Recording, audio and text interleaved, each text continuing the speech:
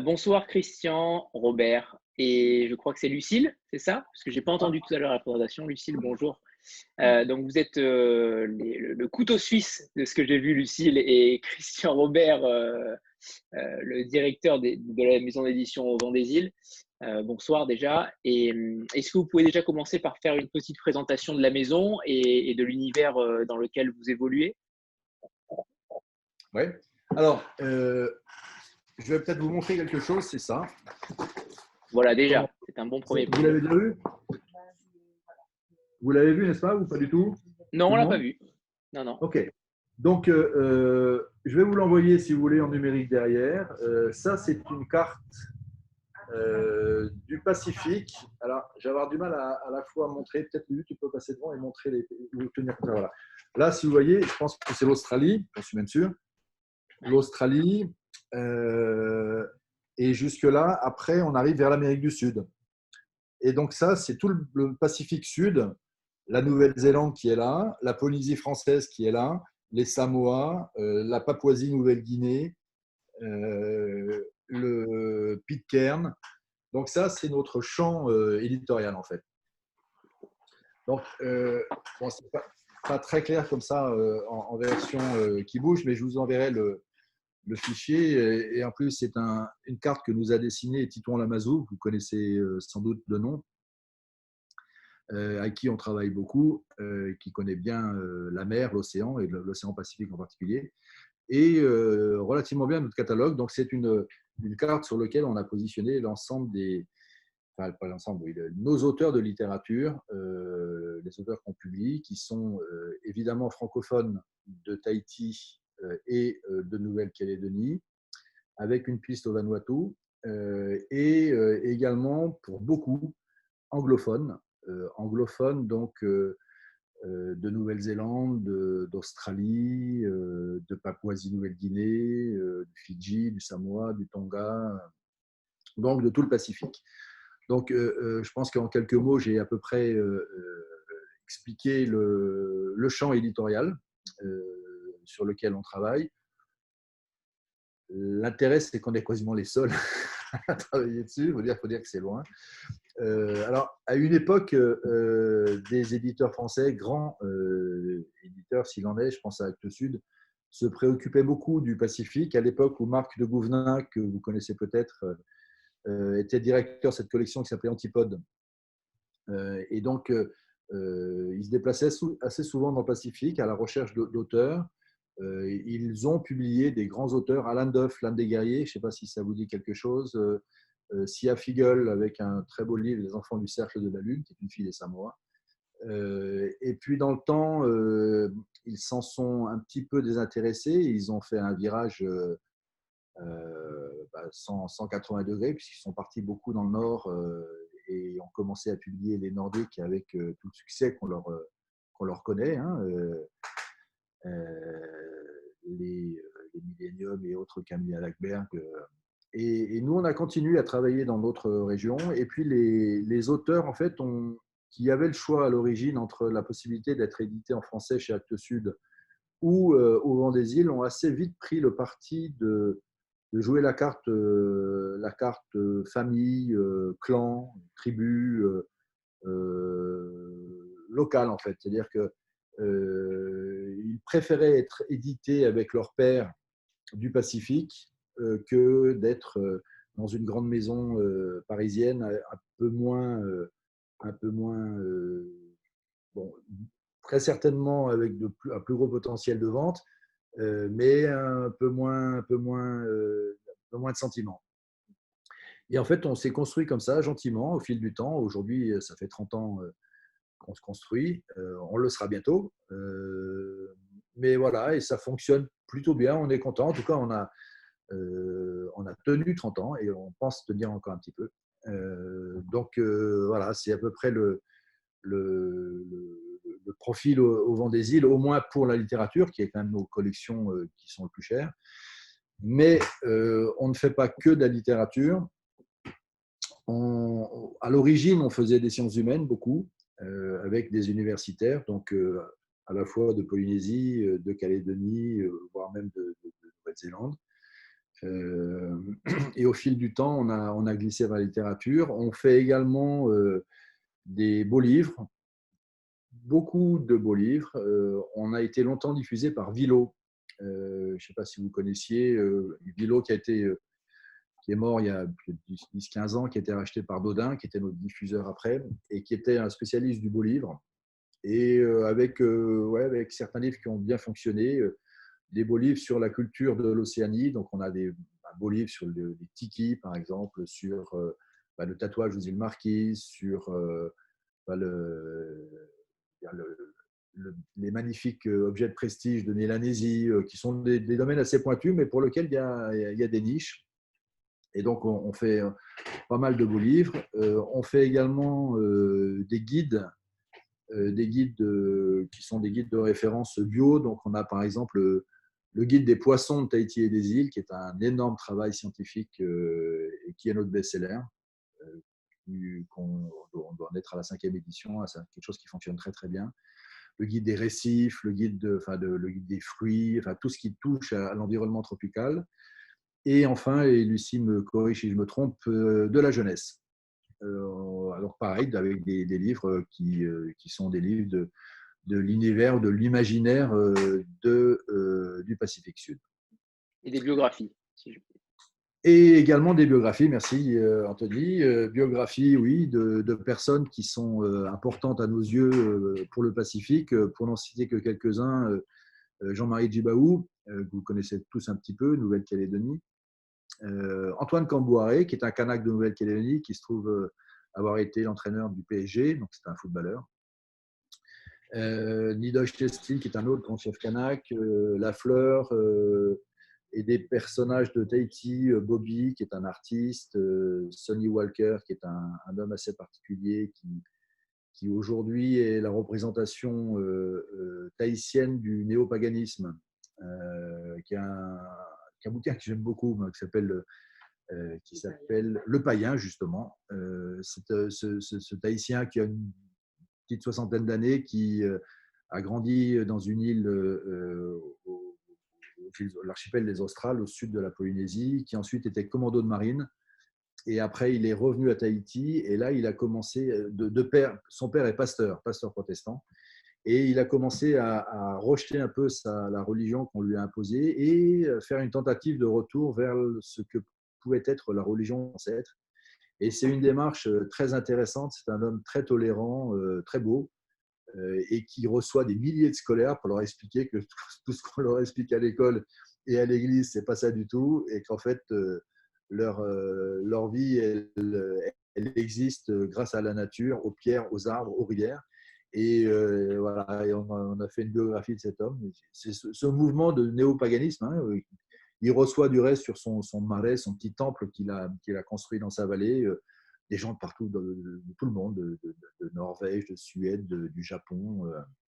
Donc voilà, c'est encore une biographie. Et je garde le meilleur peut-être pour la fin, une biographie qui va sortir dans quelques semaines d'un garçon qui s'appelle Teheura, qui est un Tahitien très sympa et qui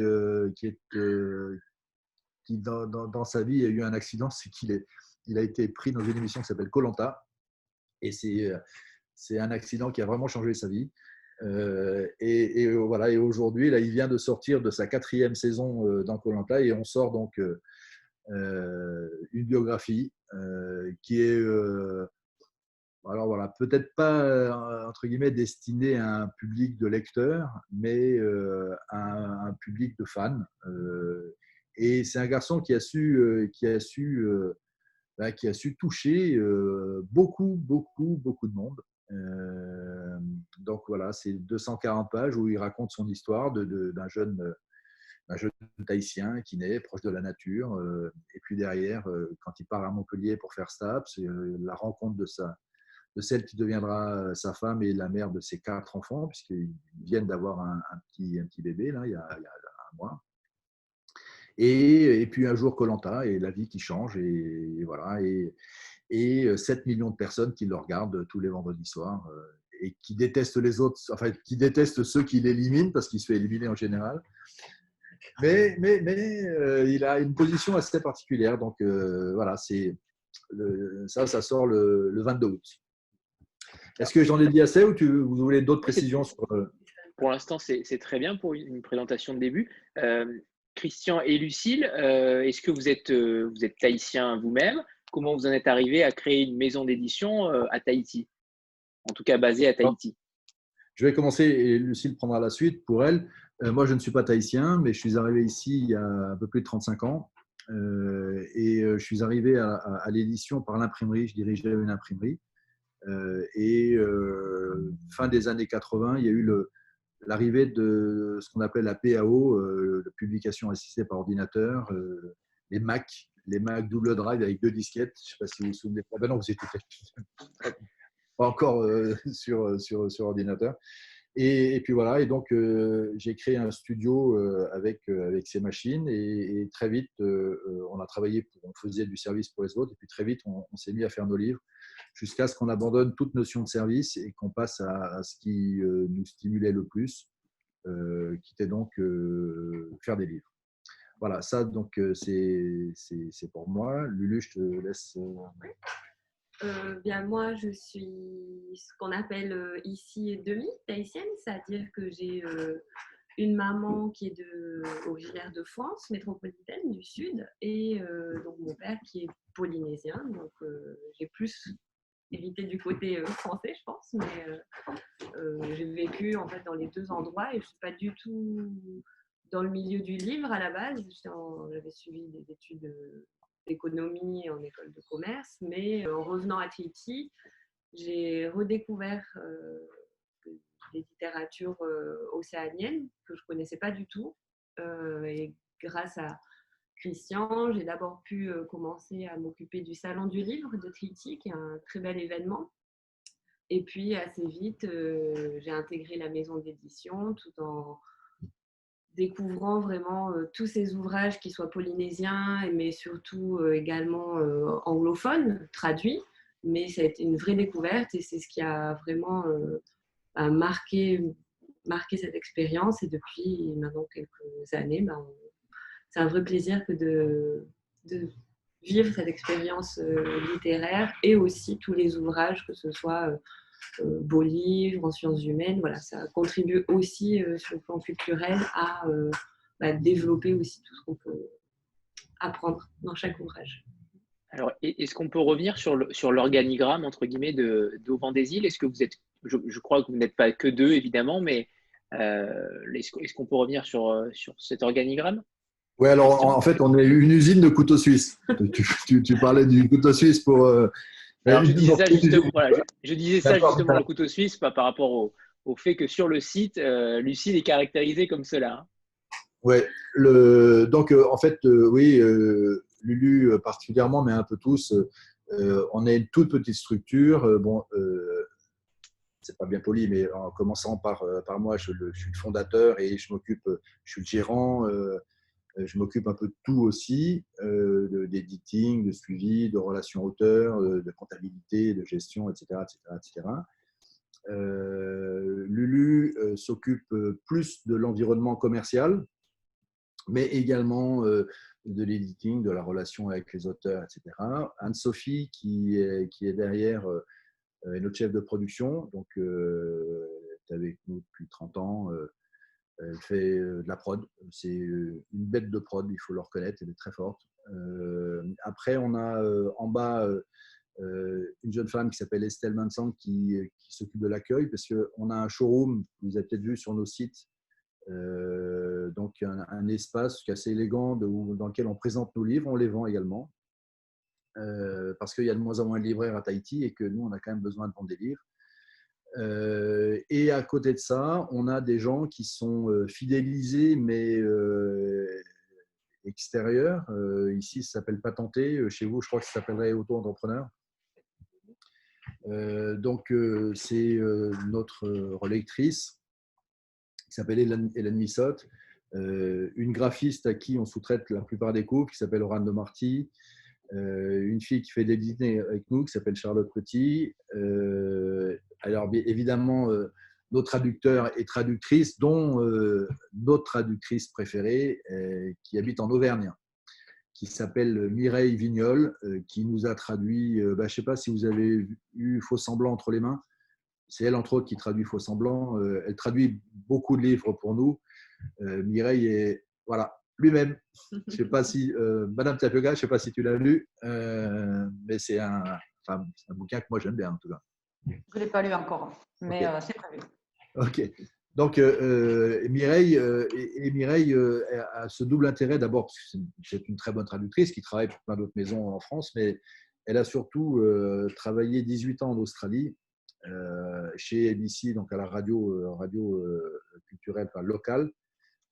Et donc, elle a une vraie connaissance de la culture océanienne, et c'est pas si simple que ça que de traduire des ouvrages de la région, parce qu'il y a tout un bagage culturel qui fait qu'on est plus ou moins sensible, et que voilà, il y a besoin d'avoir cette culture pour comprendre en fait l'ensemble. Voilà, j'ai à peu près résumé l'organigramme. Super. Et évidemment, Camille Polian pour Tram. Et alors, là, on était sur la version locale, à part Mimi, tu as raison. Et donc, on travaille avec l'agence Tram, donc Camille Polian, Sylvie Pereira, Violaine Faucon, pour nos relations en France, puisqu'on y est rarement, de moins en moins en ce moment, je ne sais pas pourquoi. Donc, Camille et Sylvie s'occupent de relations libraires, relations presse, blogueurs, et on est très contents. Ça nous fait un espèce de pied-à-terre rive gauche, on se la pète un peu, quoi. Sandra ?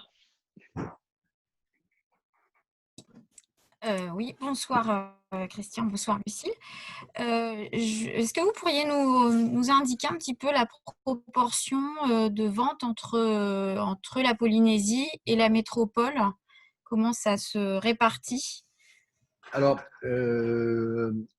la proportion, notre objectif avec cette volonté d'être diffusé plus sérieusement en France et d'avoir contracté avec l'agence Tram, c'est qu'on souhaite les inverser. Aujourd'hui, sauf titre particulier, on est dans un ordre de 60-40, un peu plus, 70-30, pardon, 70 en Polynésie, 30 en France. Alors ça peut changer lorsque, en 2005, on publie un livre qui s'appelle France All Blacks 100 ans de rencontre, qui était le premier livre de retour sur l'histoire de deux équipes de rugby à l'époque fabuleuses, qui étaient les All Blacks et l'équipe de France.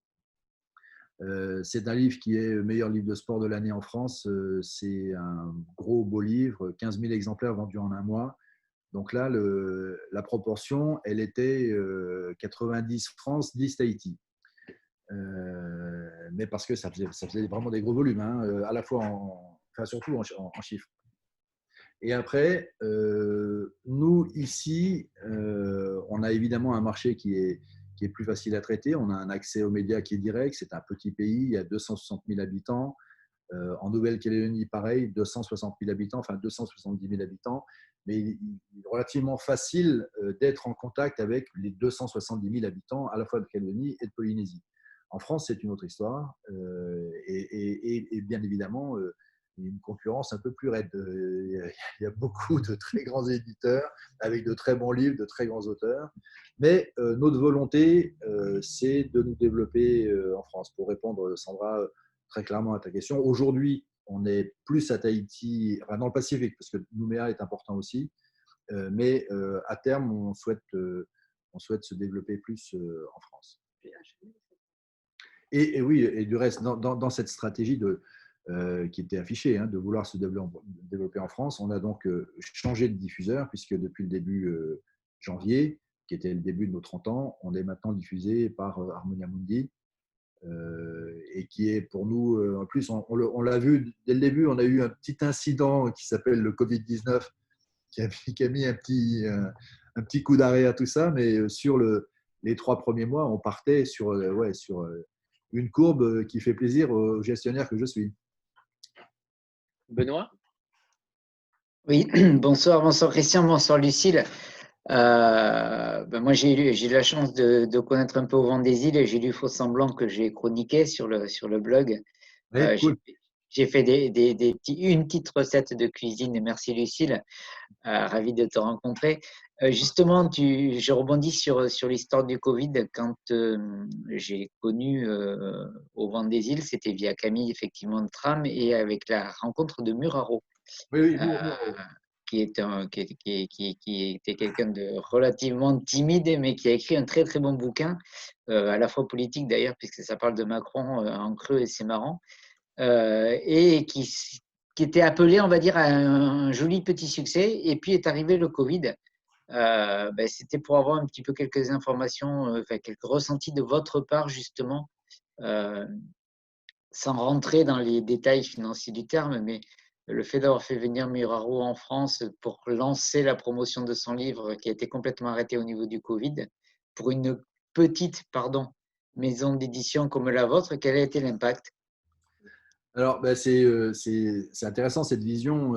Moi, je commencerai par quelque chose qui nous tient à cœur, c'est la santé mentale de nos auteurs. Et là, lui, il a pris une claque. Hein. Il est sous Prozac, là. Non, je rigole. Lui, il le vit pas très bien parce que tu as lu ce texte, donc tu as vu que c'est quand même un texte qui est peut-être perfectible, mais dans lequel on sent quand même, on sent d'abord de l'intelligence, on sent une histoire personnelle compliquée, dure, et à la fois très inventif, c'est littéraire, c'est vif, c'est cynique. Oui, euh, on sent un besoin d'exorciser quelque chose, effectivement. Très clairement. C'est ce qu'il essaie d'exorciser, c'est ce qu'il dit sur le rabat du livre dans lequel il se présente. Hein. Je peux vous le lire à tous. C'est celui-là, le livre dont parle Benoît. Euh, Né à Tahiti d'un père breton alcoolique autoterminé et d'une mère chinoise bourgeoise assumée. Donc, quand il dit autoterminé, en fait, la première rédaction de cette bio, c'était d'un père breton alcoolique suicidé.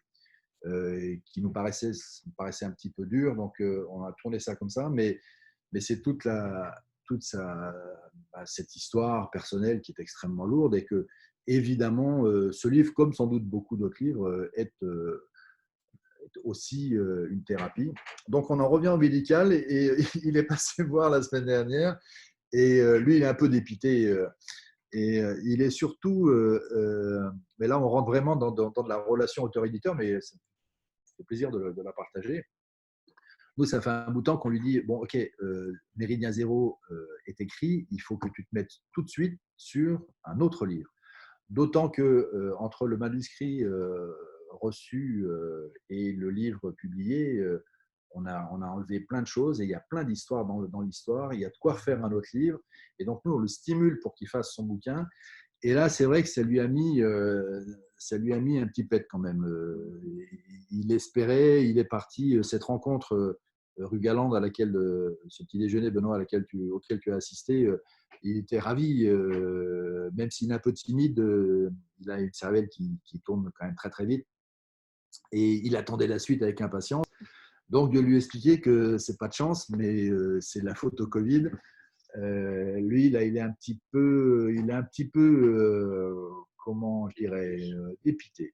Mais ça fait peut-être aussi partie de notre job d'éditeur que de lui expliquer que c'est comme ça, mais que tout ce qui a pu être marqué sera peut-être rattrapé ensuite. Alors après, on n'est pas complètement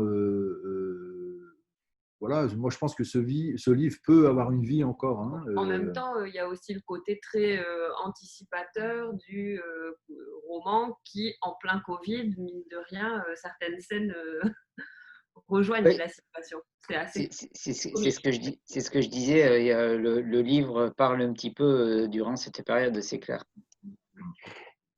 Enfin, voilà, donc alors après, sur la partie purement économique éditoriale, effectivement, c'est jamais agréable que de faire des tirages. On avait fait un tirage assez conséquent, là, je ne sais plus combien, peut-être 5 000 exemplaires, parce qu'on avait des espoirs et des raisons de croire en un éventuel intérêt d'un lectorat pour ce titre. Donc, on a fait un assez gros tirage. Bon, pas de bol, mise en place le 5 mars, ça, oui, c'est pas arrivé au bon moment, très clairement. D'un autre côté, faux semblant mis en place le même jour.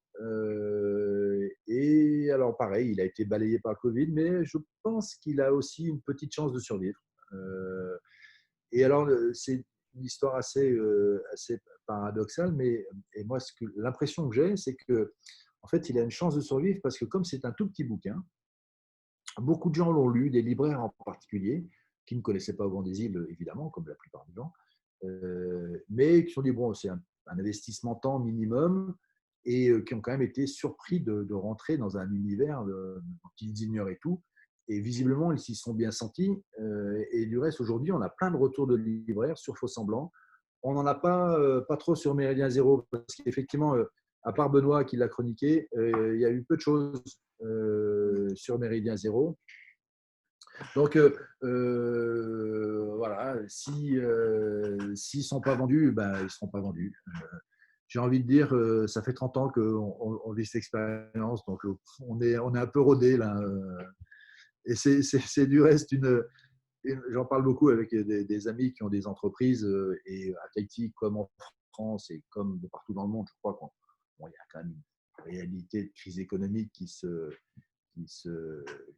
pointe là. Tout le monde est à peu près d'accord là-dessus. Il y a déjà des entreprises très en difficulté, et tous mes amis qui ne savent pas trop comment réagir et qui me demandent comment on fait nous, moi j'ai tendance à répondre, nous ça fait 30 ans qu'on vit dans un univers commercial très compliqué.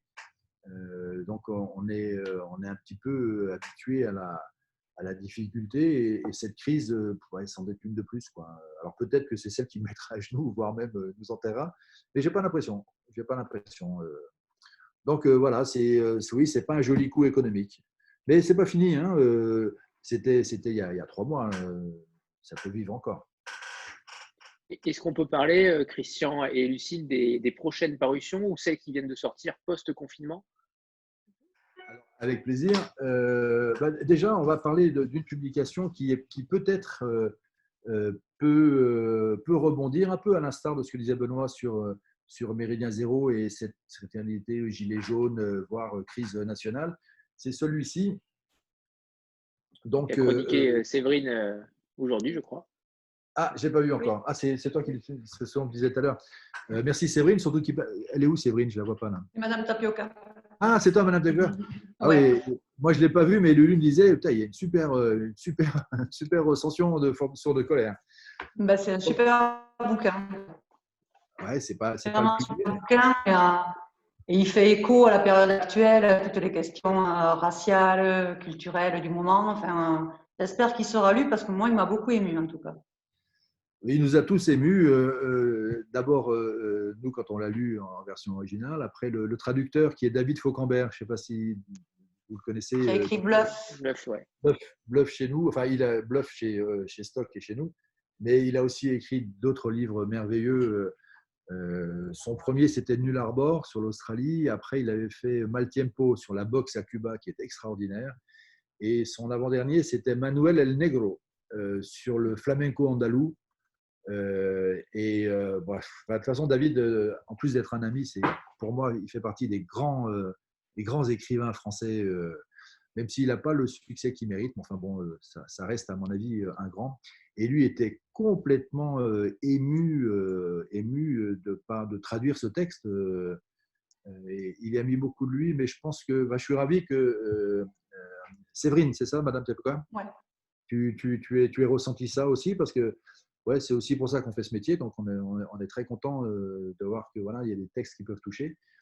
Et alors, j'en parlais parce qu'effectivement, il fait écho à Black Lives Matter aujourd'hui, très clairement, si ce n'est que ça se passe en Australie, et que lui, pour rebondir un peu sur la remarque de Benoît, on est encore dans du Covid Matter, parce qu'il était invité à Étonnant Voyageur, et que je pense qu'il aurait pu toucher les gens, d'autant que l'auteur Stan Grant est un journaliste de CNN, donc c'est vraiment quelqu'un qui est habitué à la prise de parole en public. Il a des mots sur Internet. Si si vous avez 5 minutes, si vous tapez Stan Grant, vous tombez sur plein de vidéos de conférences qu'il fait. Et il a cette capacité à attraper les gens. Et donc, voilà, s'il n'y avait pas eu le Covid, il aurait été la semaine dernière à Étonnant Voyageur. Et je pense qu'on aurait peut-être parlé de ce bouquin. Alors, ça tombait d'autant mieux maintenant. Peut-être que s'il n'y avait pas eu le Covid, il n'y aurait pas eu George Floyd, je ne sais pas. Mais c'est vrai que c'est un bouquin qui est un petit peu qui rebondit voilà, là-dessus. Après, peut-être, je te laisse Lulu parler de celui-ci. Alors là, on est sur une nouveauté toute récente puisqu'ils viennent de sortir hier en France. Donc, Caledonia Blues, c'est un recueil de nouvelles écrit par Claudine Jack. Donc, c'est une auteure calédonienne qu'on a déjà publiée plusieurs fois, aussi bien sur des polars que des nouvelles, et qui a publié beaucoup de textes chez des confrères. Et donc là, elle nous livre donc 17 nouvelles qui sont relativement courtes et qui ont comme point commun encore un thème assez peu réjouissant, mais des violences, notamment à l'encontre des femmes, que subissent les femmes, qu'elles soient des violences physiques ou plutôt morales, voire psychiques, ou alors des douleurs peut-être beaucoup plus profondes, plus personnelles, plus intimes.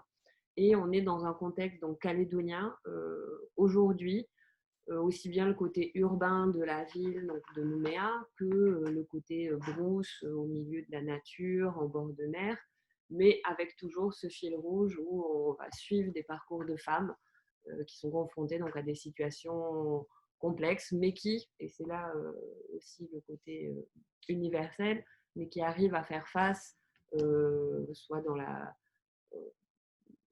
dans la lutte, dans le combat, ou parfois aussi dans la tolérance, la conciliation, et du coup, on arrive à s'identifier vraiment. Il y a beaucoup de scènes du quotidien, donc des scènes de vie qui peuvent se passer n'importe où, et c'est ce qui fait aussi le talent de cet auteur. Et comme tout à l'heure, Christian le précisait, donc on a collaboré avec Titouan Lamazou pour cette couverture, donc il a réalisé spécifiquement pour ce livre. Voilà. Donc Caledonia Blues, c'est sorti hier. Et est-ce que vous… Pardon, Christian, allez-y. Non, vas-y. Oui. Est-ce que vous êtes, entre guillemets, présent pour les rentrées littéraires ou pas du tout? Ou c'est quelque chose que vous fuyez un peu On pourrait se la jouer petit éditeur indépendant et on file les rentrées littéraires aux mains des grosses multinationales, mais pas trop. On n'est pas vraiment dans le misérabilisme. Non, on est à la rentrée littéraire. On a 2 titres cette année, un titre en français, un titre en étranger. Le titre, tu peux prendre le Freelove. Le titre en littérature étrangère, c'est un titre d'une auteure des Samoa.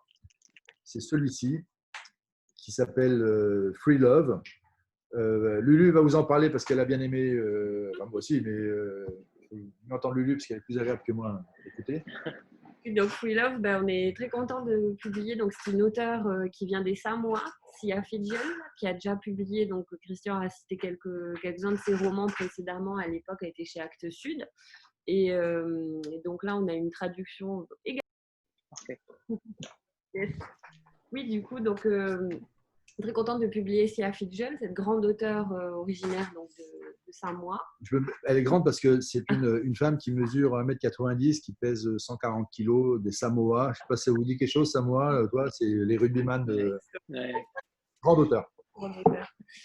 Et du coup, là aussi, on a fait appel à un artiste qui a donc illustré la couverture. Et en l'occurrence, donc Free Love, le titre est assez fort à l'image du texte.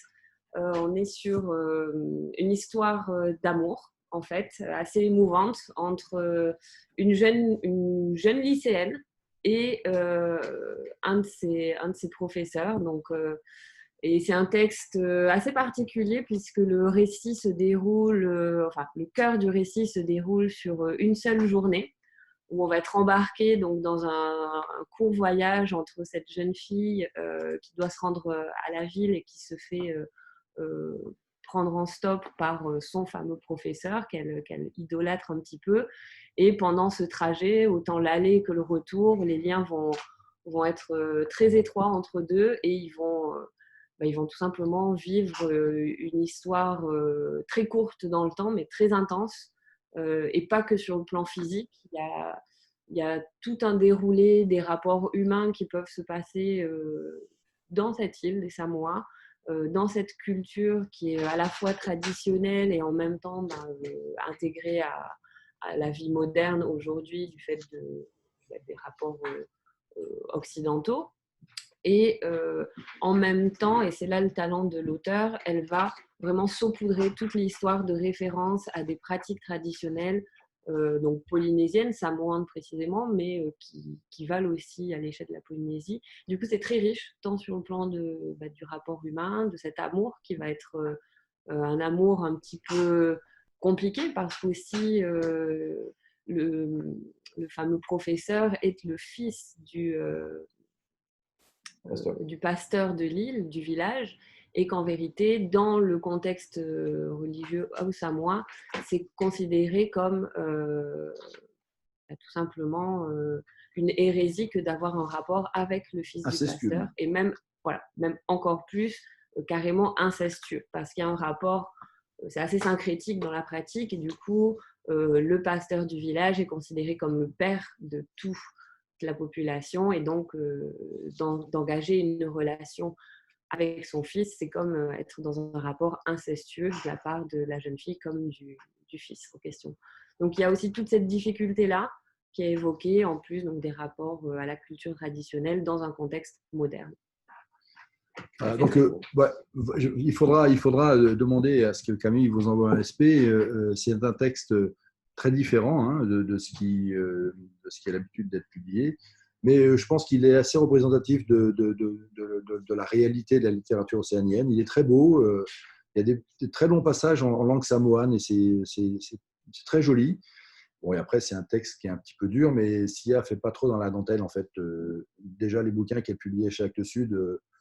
Mais voilà, donc ça, c'est la rentrée littéraire pour romans étrangers. Et en français, alors on a un petit peu de mal on a essayé d'imprimer la couverture, on n'y est pas arrivé, mais grosso modo, ça va donner ça. Alors, on a un titre en anglais pour la rentrée littéraire en français, Blackbird, mais Blackbird vient pour Blackbirding. Blackbirding, c'est quelque chose que peu de gens connaissent, qui est un petit peu l'esclavage, la traite des Noirs en version pacifique. 18-19e, avec l'essor des grandes plantations en Australie, voire les mines de sel en Amérique du Sud, les gens ont manqué de main-d'œuvre, donc ils ont commencé à aller collecter de la main-d'œuvre dans les îles du Pacifique, en particulier le Vanuatu, la Papouasie. Et donc, c'était des razzias, et on attrapait tous les hommes en bonne forme physique pour les faire travailler dans des plantations d'arbres fruitiers en Australie, ou des mines de sel en particulier en Amérique du Sud. Donc, bon, ça n'a pas l'ampleur de l'esclavage ex-Afrique, mais c'est quand même quelque chose d'assez flagrant, et une douleur qui reste assez présente chez tous les peuples du Pacifique. Et donc, ce texte reprend un petit peu cette histoire à travers bon, c'est très clairement de la fiction, même si le phénomène du blackboarding a existé.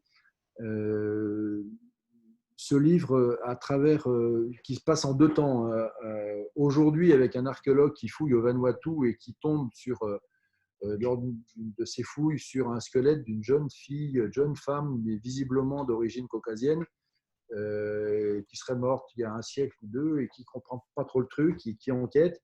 Et le deuxième temps, ça se passe en Australie, fin 18e, avec ce bateau et son capitaine, qui est un homme qui travaille pour gagner sa vie, et qui va collecter du santal en particulier dans les îles pour aller le vendre, et qui subit une mutinerie à bord, et les mutins, eux, veulent faire du blackboarding parce que c'est du cash. Et donc, il y a un drame qui se passe à bord, c'est très bien écrit. C'est plein de rebondissements. Ça permet à la fois de plonger dans cet univers des colons australiens à cette époque, à la fois des gens du Vanuatu qui voient débarquer un bateau et qui sèment la mort et qui enlèvent les hommes. Et tout ça rebondit jusqu'à aujourd'hui. C'est très bien ficelé, ça se lit très vite. Et l'auteur, Jacques-Olivier Trompas, est un homme qui a passé sa toute petite enfance à Tahiti. Ensuite, ses parents ont émigré en Nouvelle-Calédonie. Il est, entre autres, réalisateur de films documentaires, de fiction. Il se trouve qu'il est parisien en ce moment jusqu'à octobre. Donc, il y aura peut-être une occasion de le rencontrer, ou bien par Skype, par Zoom. Voilà. Et je pense que c'est un très beau texte qui est d'un accès facile, une intrigue vraiment bien menée et à la fois qui touche, à mon avis. Donc voilà, ça c'est notre entrée littéraire. Avant de passer peut-être à la question d'après, je vais revenir quand même sur un bouquin qui vient de sortir, qui est celui-ci, qui s'appelle « Récit de ma vie d'aventure et de navigation ». Là, il se trouve que c'est encore un tableau de Titouan Lamazou. Si ce n'est que là, ce n'est pas une toile qui est faite pour nous, c'était une des pièces maîtresses de son expo au Quai Branly l'an dernier. C'est un tableau qu'il a fait des îles Marquises. Et ce texte est comment on pourrait appeler ça, une petite… comment ? Il vient de sortir même hier. Oui, il est sorti hier. Demandez un respect, parce que là, c'est un moment en dehors du temps. Alors, à plusieurs sens du terme, c'est un livre qui a été publié par Plon en 1895. Donc, ce n'est pas d'aujourd'hui.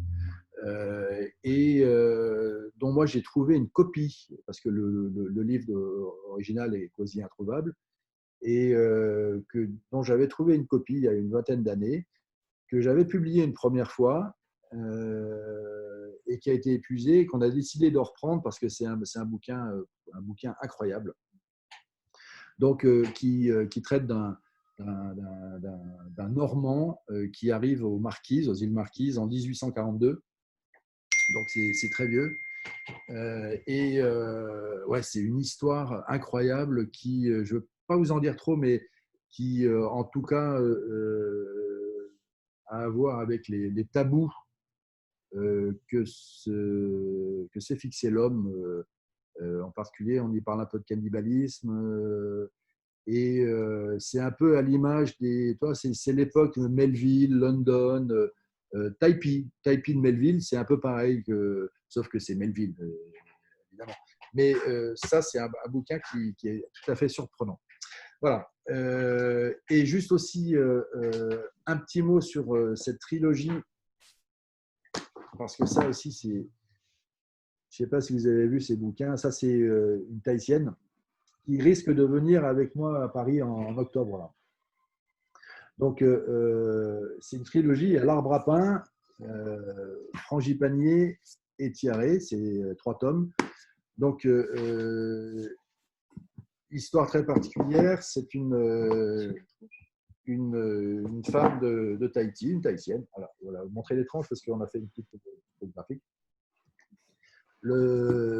C'est une Tahitienne qui, pour la petite histoire, est en classe avec mon épouse. Et lorsqu'elle a 20 ans, elle tombe amoureuse d'un beau surfeur australien. Et il y en a quand même pas mal, des beaux surfeurs australiens. Et du coup, elle le suit en Australie. Ils se marient, ils ont des enfants qui sont beaux, etc. Et 20 ans après, elle a un petit peu le mal du pays. Et elle se met à écrire une nouvelle. Et c'est une traînée de poudre. Il y a un éditeur qui tombe dessus et qui lui dit il faut écrire plus qu'une nouvelle. Et elle en fait un livre, puis 2, puis 3. C'est écrit en anglais par Célestine. Moi, quand j'ai vendu ce texte, je rachète les droits, je le fais traduire à Tahiti, ce qui est rigolo, parce que c'est une native French qui écrit en anglais et qu'on fait traduire en français, très bien traduit du reste. Et en langue anglaise, c'est un bouquin qui fait un carton phénoménal. C'est plus de 500 000 exemplaires vendus, donc c'est énorme. Nous, c'est notre best-seller. On est loin d'être à 500 000 exemplaires. Mais l'arbre à pain, on en est à plus de 10 000 exemplaires quand même, ce qui est beaucoup pour nous. Et c'est une histoire tout à fait universelle, l'histoire d'une famille, et donc en particulier de cette dame qui pourrait être la mère de Célestine, qui est une, je crois qu'on dit technicienne de surface aujourd'hui, femme de ménage, et qui élève 4 enfants de pères différents et struggle, qui lutte pour survivre, avec des scènes incroyables, dont la première nouvelle qui s'appelle en anglais l'Electricity Man. C'est l'employé de l'EDF qui vient couper le courant parce qu'elle n'a pas payé. Et elle lui explique qu'elle a ses bébés à nourrir et qu'elle a besoin d'électricité. Et c'est quelque chose qui est à la fois très gai, porté par une énergie de folie, mais qui touche des problématiques qui sont des problématiques tout à fait universelles. Il y a eu d'ailleurs une tentative de mise au cinéma par une grosse boîte hollywoodienne, mais qui voulait que ça se passe à Porto Rico. Et l'auteur n'était pas d'accord. Mais voilà, donc c'est de l'universel. Et du reste, les gens en France qui l'ont lu ont tous adoré. Alors, ils ne sont pas 500 000 malheureusement. Mais voilà, donc ça c'est aussi un bouquin, si vous voulez, on vous fait porter des SP. Et le dernier, c'est celui-ci qui va sortir très bientôt, qui s'appelle Le Patriarche. Et donc qui est écrit par Witi Imaera, c'est lui qui a fait Faux Semblant, c'est le même auteur. Et ça, pareil, c'est une réédition d'un texte qu'on a publié il y a quelques années, qui est, à notre sens, le plus bankable de nos livres. Une histoire de clans de tondeurs de moutons en Nouvelle-Zélande, des clans maoris de tondeurs de moutons. Et c'est un bouquin qui est facétieux, intelligent, rigolo, triste. Grande saga familiale. Et là, tous les gens qui l'ont lu sont tombés par terre. C'est vraiment un bouquin. Donc, on ressort avec un nouveau titre et une nouvelle couve. Et depuis, entre le moment où on l'a édité la première fois et aujourd'hui, il y a eu un film qui est passé sur Arte il n'y a pas très longtemps, qui s'appelle Mahana. Mahana, ça veut dire le soleil en langue polynésienne. Très beau film, grosse production. Et pour les gens qui ont entendu parler, l'auteur, là c'est une photo d'un des personnages du film, et c'est lui le héros de L'Âme des guerriers. Je ne sais pas si aucun d'entre vous ont entendu parler de ce film, qui a été le film choc de la Nouvelle-Zélande pendant des années, d'un bouquin d'Alan Duff. Et donc Jack, c'est lui le héros. Voilà, excusez-moi, je suis bavard. Non, mais ça nous a donné fortement envie. On découvre à chaque fois des nouvelles choses et c'est assez impressionnant la variété que vous avez dans ces ouvrages. Donc, merci Christian. Rita, c'est à toi. Oui, alors rebonjour Christian Destil. Moi j'avais une question, mais du coup avant je rebondis sur ce que vous étiez suite à la présentation. Vos couvertures sont vraiment magnifiques. Donc on est totalement captivé par ces belles couvertures. Et du coup je pense qu'on a envie de tout acheter en fait finalement. Voilà, et on est tous d'accord. On voit qu'il y a un travail quand même qui est fait derrière, donc si vous pouvez aussi nous en parler par rapport à la trilogie, on voit un petit peu le lien entre les 3 livres. Enfin, les couvertures sont vraiment très belles. Et donc, ma question concerne les publications. Je voulais savoir si vous aviez en fait des objectifs de publication par an et s'il y a une répartition en fait entre les différentes catégories que vous avez, sachant qu'on a quand même une palette qui est assez large. Et est-ce qu'il y a des critères de choix spécifiques que vous avez pour choisir de publier tel ou tel livre, mis à part, bien entendu, le fait de rester dans l'univers pacifique? Voilà. Alors, bon, je vais répondre à la première question. Benoît, visiblement, tu as la trilogie. Ah bah oui, il a la totale. Donc, s'agissant des couvertures, parce que à la fois c'est très marketing, mais oui, c'est également l'esprit d'une maison qu'on essaye de faire sortir avec ça. Et c'est un peu l'écueil qu'on a aujourd'hui avec nos couves, mais on est ravis qu'elles vous plaisent. Pendant des années, on avait des couves typo, c'était celle-ci. Donc ça, c'est la première version de l'arbre à pain, en fait. Hein. En fait, non, ce n'est pas la première version. La première version de l'arbre à pain, c'était celle-ci. Et puis après, on l'avait pris dans notre collection de littérature du Pacifique, donc, qui était cette couve typo, avec différentes couleurs. Là, on l'avait en violet. Et une femme que vous connaissez peut-être, qui s'appelle Karima Gamjit, qui est la boss du CED aujourd'hui, une des boîtes de diffusion de Gallimard, c'est eux qui diffusent Zulma, entre autres, qui est une amie et qui m'a dit, tu te fais plaisir avec tes couvertures, je suis content pour toi, mais c'est pas vendeur, quoi. Tu peux pas. Il faut que tu trouves autre chose. Tes couves, c'est plutôt des sciences humaines, c'est pas fun, quoi. Et donc, dans cette stratégie qu'on mûrit depuis un certain nombre d'années, d'essayer d'être un peu plus visible en France, et en particulier sur les étals des libraires, parce que c'est une problématique, on a décidé de se mettre le challenge, parce que c'en est un à chaque fois, de faire des couves un peu différentes et un peu plus qui plaisent un peu plus à Rita, en fait, le truc qui était là. Et donc, c'est une grosse galère. Hein. Il faut être conscient elles sont totalement captivantes. D'ailleurs, juste en ouvrant juste en allant sur le site, la couverture de Faux Semblant, elle est totalement incroyable, en fait. Ça captive, donc on n'a même pas besoin de lire. Alors, tu parles de laquelle couverture, Rita? Tu parles de quelle couverture? Oui, effectivement, il y en a deux. Et c'est celle que j'ai vue. Toi, tu as vu laquelle? Tu as vu celle-là ou Alors, non, en premier, j'ai vu l'autre. Et c'est celle qui m'a plu le plus, d'ailleurs. Enfin, je préfère l'autre. Et en regardant effectivement sur d'autres sites, j'ai vu qu'il y en avait une deuxième, d'ailleurs. Alors là, il y a une petite histoire rigolote, mais forcément, on est éditeur, on aime bien raconter des histoires. Le Faux Semblant, nous, c'était une évidence que la couve, c'était celle-ci.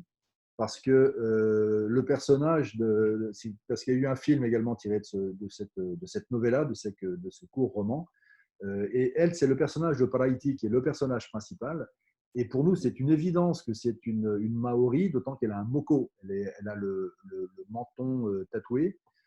Mais la réalité, c'est que lorsque les commerciaux d'Harmonia Mundi ont vu la couve, ils m'ont dit, mais c'est même pas la peine, personne va l'ouvrir, ce livre. Avec cette arrière-pensée, cette vision que pour un Français de France, cette femme, ce n'est pas une Maori, mais c'est une Rome qui est assise sur le bord du trottoir amandier. Ok, c'est des choses qu'on entend, hein, alors qu'on a passé beaucoup de temps là-dessus.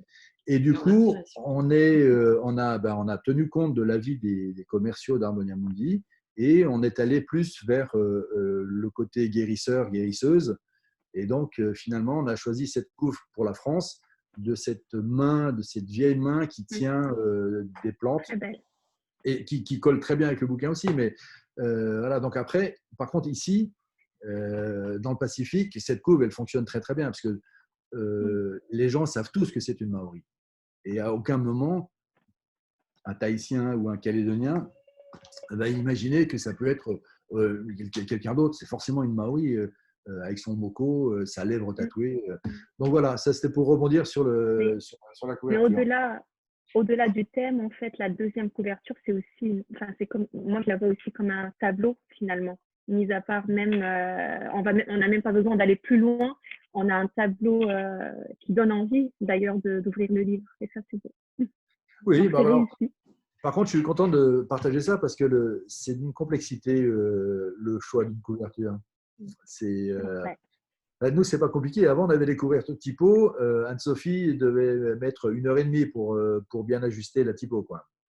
Aujourd'hui, mais c'est des dizaines d'heures déjà dans la réflexion. Qu'est-ce qu'on met, comment on l'illustre, on passe sur quel thème. Après, trouver l'image, ce qui est une vraie galère.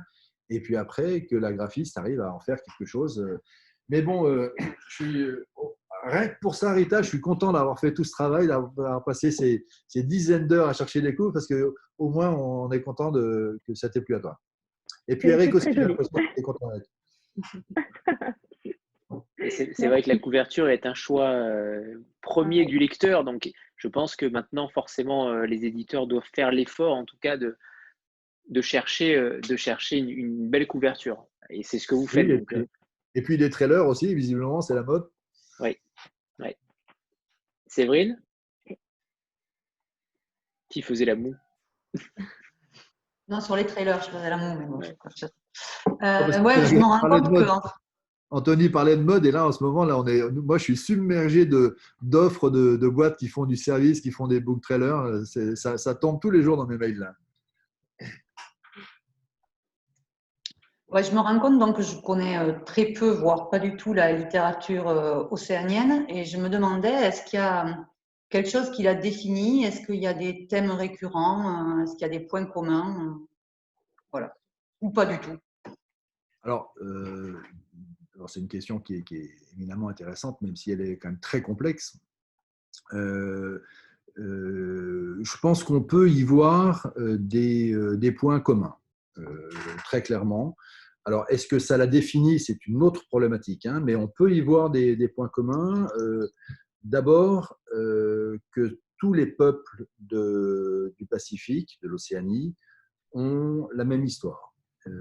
Ils ont tous la même origine, qui se situe en Asie du Sud-Est, d'accord, Taïwan par là. Et ensuite, ils ont pris la mer. C'est des choses qu'aujourd'hui on connaît plutôt bien, puisque au XVIIe, ou même avant, au XVe, quand la plupart des grands navigateurs européens ils faisaient du cabotage et ne s'éloignaient jamais de la côte, les ancêtres des Polynésiens traversaient le Pacifique. C'est colossal, il y avait une science de la navigation. Donc ça, c'est l'origine. Et après, le peuplement s'est fait au fil du temps, sur plus de 5000 ans, à coloniser l'ensemble des îles en venant donc de Far West jusqu'à l'Est, jusqu'à l'Amérique du Sud. Donc l'histoire est commune parce que c'est le même peuple, ils ont le même matériel génétique. Et après, la deuxième partie commune de leur histoire, c'est la colonisation et l'évangélisation. Puisque tous, en 1760 et quelques, ils ont vu débarquer des Français, des Anglais, des Allemands, des Néerlandais, des Espagnols pour prendre possession de leurs terres. Donc là, c'est quelque chose qui est commun à tous ces peuples et qu'on ressent quand même dans toute cette littérature. Le deuxième point très important, quoique je trouve qu'il y a un vrai retour de cette réalité, y compris dans la littérature française et américaine, c'est le rapport à la nature. Et pas que dans la littérature. Je pense qu'on vit dans une époque où on se retourne vers la nature qu'on avait oublié un petit peu. Et là, pour le coup, l'ensemble des Océaniens sont encore les deux pieds très souvent nus sur leur terre. Donc ça, c'est quand même quelque chose qui est très important. D'abord parce que la plupart des Océaniens se définissent par rapport à leur environnement. Par rapport, je le disais tout à l'heure pour Sonny Walker, ce néo-païen, ils se définissent à travers la terre, les rochers, les arbres et la mer. Donc là, c'est quelque chose qui est quand même très… et du reste, faux semblant, on sent bien qu'il y a… je ne sais pas si quelqu'un a lu… Si, Benoît, on sent bien que cette femme par Haïti, elle l'est parce qu'elle est dans son environnement naturel. Ça fait partie de sa composition à elle. Enfin, je pense que c'est comme ça qu'il faut le voir. Et alors après, l'autre réalité, et en particulier sur la construction de vent des îles, c'est que bien que ces peuples aient une origine commune, une histoire identique, ils ont été, par la colonisation et l'évangélisation, séparés arbitrairement. Hein, ça s'est décidé en Europe. On s'est dit, OK, ça sera anglais, ça, ce sera français. Et la langue les a séparés. Et ça a été un petit peu aussi la vision et la quête d'Auvent des Îles que de réunir ces gens qui ont été séparés par l'histoire alors qu'ils étaient cousins, ils ont les mêmes ancêtres, quoi. Et ce qui a plutôt bien fonctionné. et qui explique en partie ce que j'essayais de dire tout à l'heure sur pourquoi un auteur océanien choisirait Au vent des îles plutôt que Capte Sud. C'est parce que justement, Au vent des îles a pu réunir cette famille qui était autrefois unie et qui a été brisée, séparée par des réalités qui sont assez modernes, ça a 2 siècles, et de langue. Voilà. Est-ce que j'ai répondu à ta question, Séverine? Tout à fait. Merci. Cool.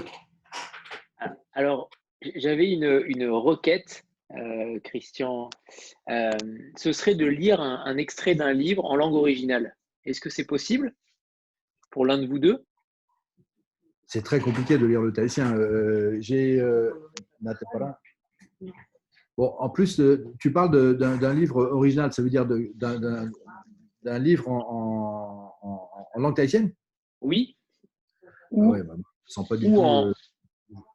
Ou en anglais? Bah, non, pas forcément en anglais, mais en langue, soit ce serait limite injurieux pour eux, pour la langue. D'accord. Je ne savais pas si vous le parliez ou pas totalement. Moi, je comprends le tahitien, mais je ne le parle pas du tout. Lulu a pris des cours, mais il est loin du compte. Ce n'est pas si facile que ça. Hein. D'abord, mais là, par contre, c'est intéressant, je vais rebondir là-dessus. Une des premières réalités de la colonisation et de l'évangélisation, ça a été de changer de Dieu,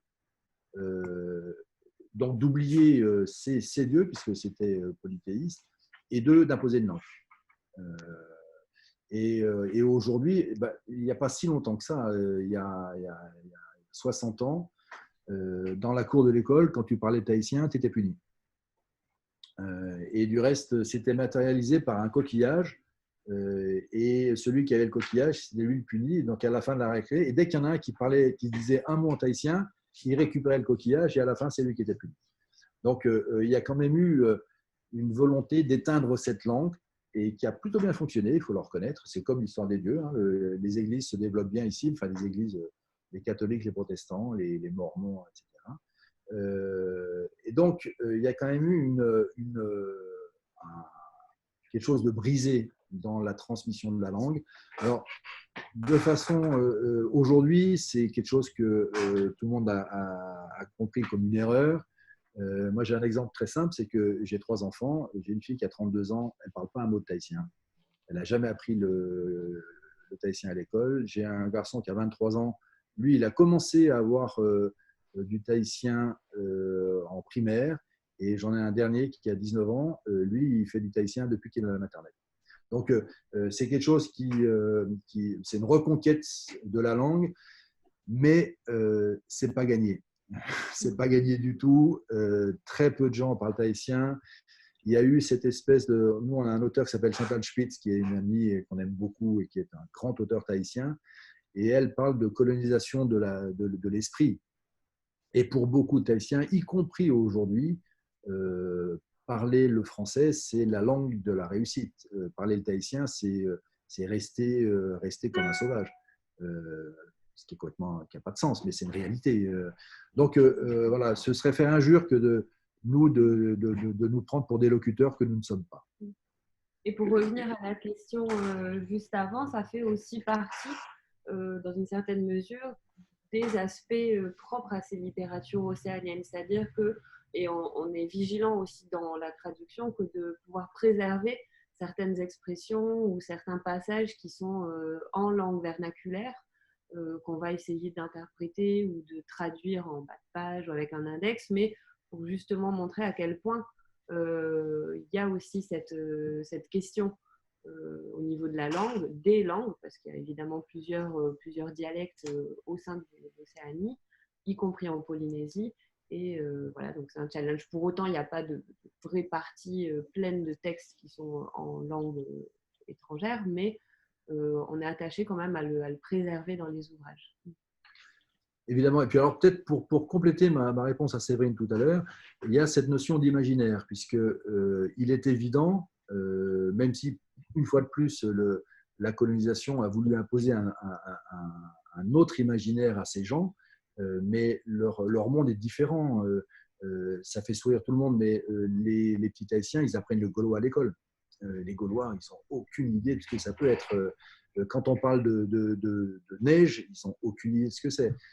C'est un imaginaire qui est différent, y compris dans les mythes, voire les légendes.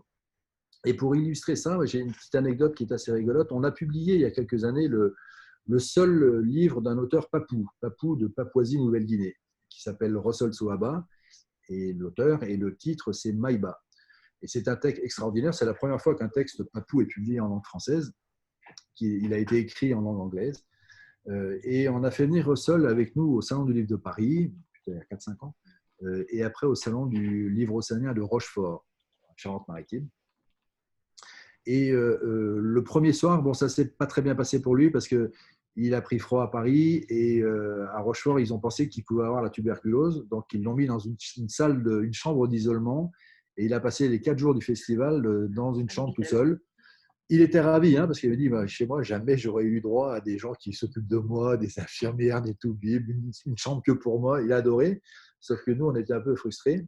On a fait sa conférence, j'étais avec lui avec mon téléphone dans sa chambre et il était au Palais des Congrès sur grand écran. Mais le premier soir, il n'était pas encore hospitalisé. Le salon a projeté un film qui s'appelle Tana, qui est un film qui se passe au Vanuatu, fait par des Australiens, qui est un très beau film du reste, qui est un peu Roméo et Juliette à la sauce Vanuatu.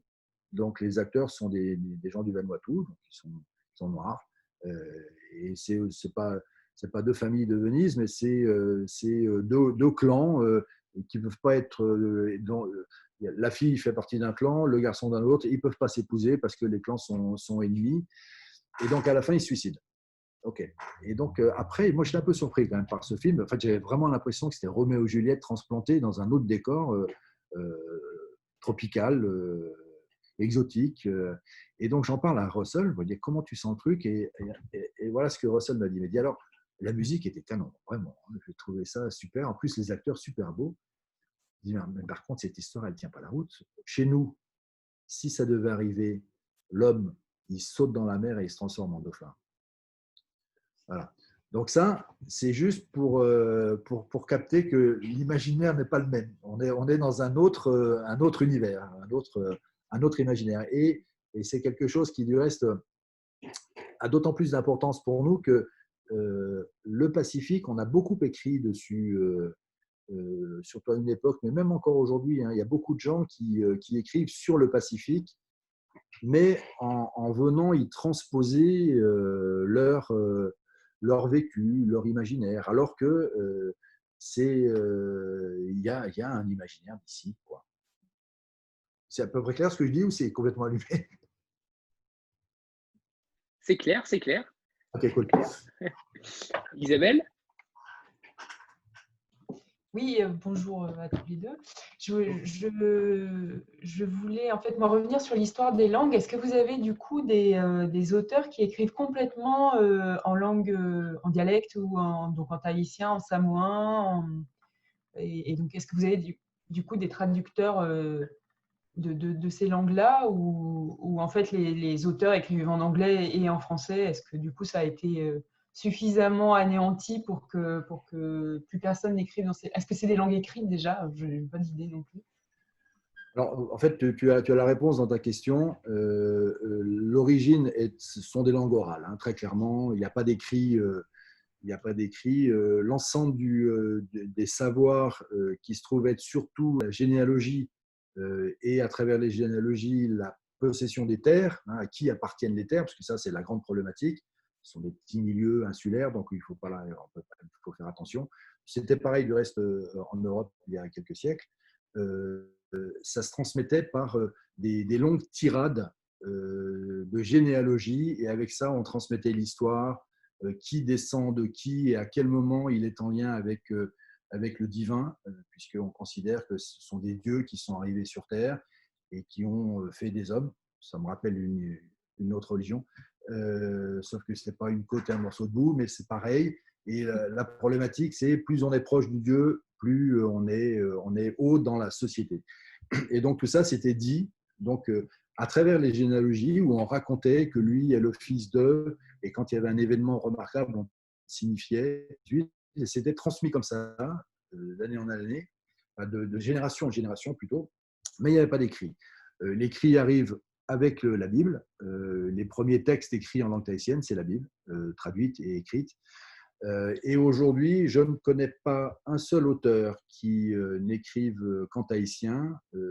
Et s'il y en a un qui pourrait le faire, mais il maîtrise parfaitement l'écriture en langue française. Donc, aujourd'hui, il n'y a aucun auteur qui n'écrit qu'en langue tahitienne, mais ça pourrait devenir, parce que en mesure militante.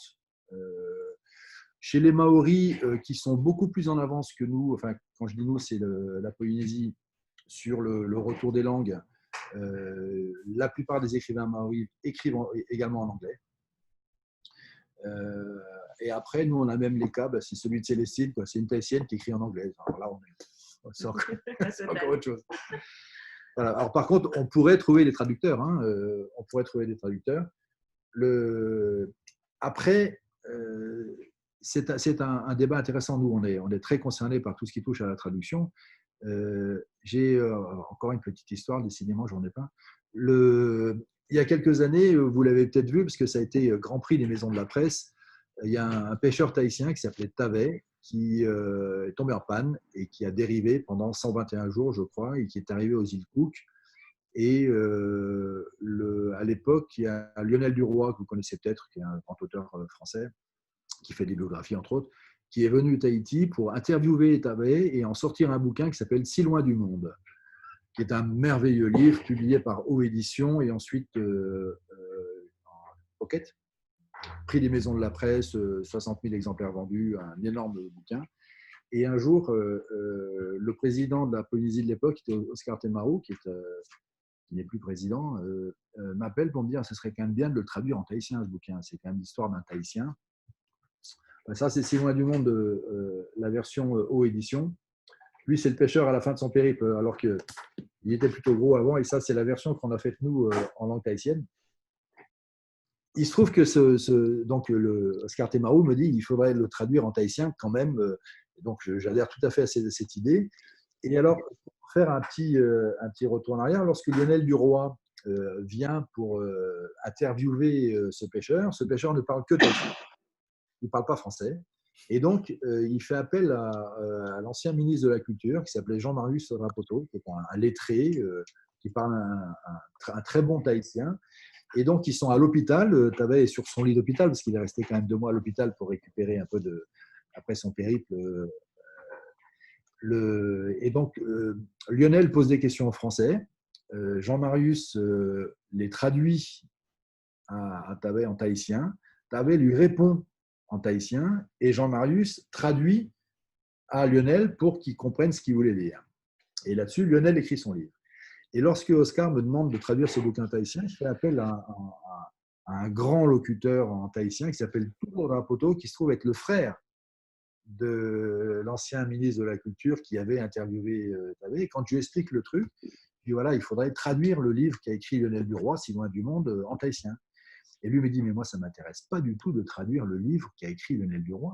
Ce qui m'intéresse, c'est d'imaginer ce que Tavay lui a dit, enfin a dit à mon frère, et que mon frère a traduit à Lionel, parce que Lionel n'a rien compris. Lionel a fait un très bon livre, c'est pas ce que, mais pour lui, dans son imaginaire, il était à côté de la plaque.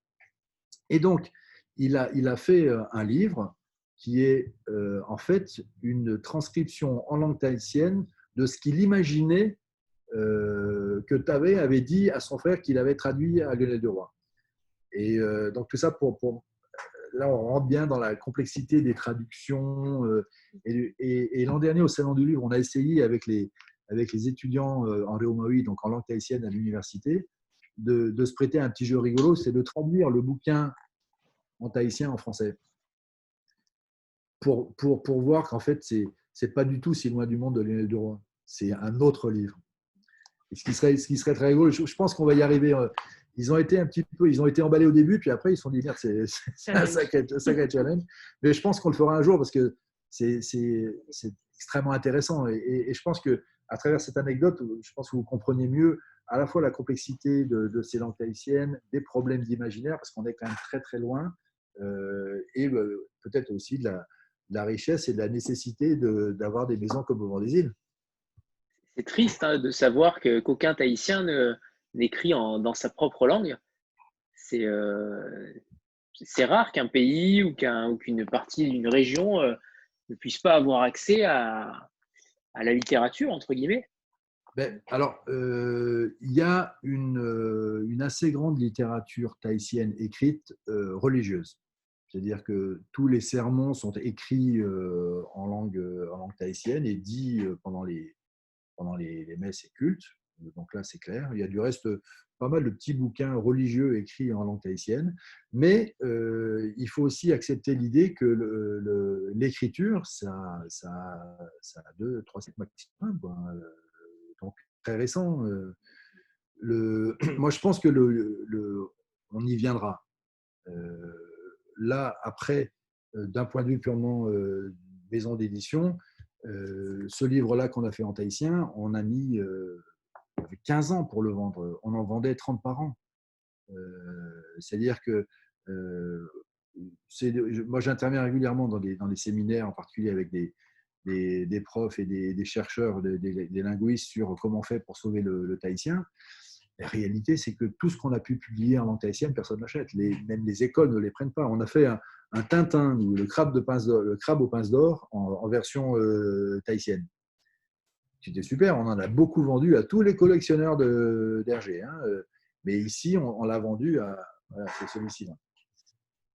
Celui-ci aussi, je vais l'acheter par contre. Je collectionne les Tintins en langue étrangère, donc celui-là, je vais l'acheter. C'est notre cible, je te rassure. Au début, on pensait qu'on le vendrait à toutes les écoles pour étudier la langue tahitienne. En fait, raté, on le vend. Notre plus gros point de vente, c'est la maison de Tintin à Bruxelles. Enfin bon, la langue est une problématique. Je pense qu'on va vers ce que tu essaies de dire, à savoir, un jour ou l'autre, il faut que les gens écrivent en tahitien, c'est une évidence. D'autant que, et c'est peut-être aussi pour ça que nous, dans nos textes, on essaie toujours y compris nos auteurs qui écrivent en français, d'abord, il y a une musique quand même très particulière, qui est la musique la musique d'une langue qui n'est pas le français, Chantal Spitz en particulier, mais également, dans le texte, il y a très souvent des petits passages, mais ce n'est pas effectivement le livre, mais c'est un petit passage qui te donne une idée de la musique quand même. Voilà. Okay. Sandra ? Oui, je vais poser deux questions parce que j'avais une question sur le sujet linguistique là, qui est passionnant. Déjà, celle-ci, j'imagine que vous y avez pensé, mais en tant qu'éditeur, justement dans un projet éducatif, peut-être un peu militant aussi, est-ce que vous avez pensé à faire des ouvrages dans votre collection jeunesse bilingue? Alors, je n'ai pas regardé votre collection jeunesse, alors peut-être que c'est déjà le cas. Et puis, j'avais une deuxième question tout à fait différente. Au début de notre entrevue, vous avez évoqué que vous étiez quasiment les seuls dans le champ éditorial polynésien. Est-ce qu'il y a quand même une concurrence? Est-ce qu'il y a d'autres éditeurs qu'on ne connaît pas? Ok, alors je vais commencer par la deuxième partie de la question puisqu'elle sera plus rapide. Il y a à Tahiti une dizaine de structures qui font de l'édition, deux en tant qu'entreprise, une spécialisée dans la jeunesse qui s'appelle les Mers Australes, qui est un éditeur que j'aime beaucoup, qui fait que de la jeunesse. Il y a 10 ans, ils ont voulu venir un peu sur le domaine de la littérature. Ils ont très vite abandonné parce que c'est beaucoup plus complexe de vendre un roman par rapport à un album jeunesse. Et après, ce sont des structures qui sont plus ou moins associatives, de gens à la retraite, mais qui font ça et qui ne sont pas diffusés. Même les Mers Australes, du reste, ils étaient diffusés en France par Arcadès et ils ont arrêté parce que le jeu n'en valait pas la chandelle.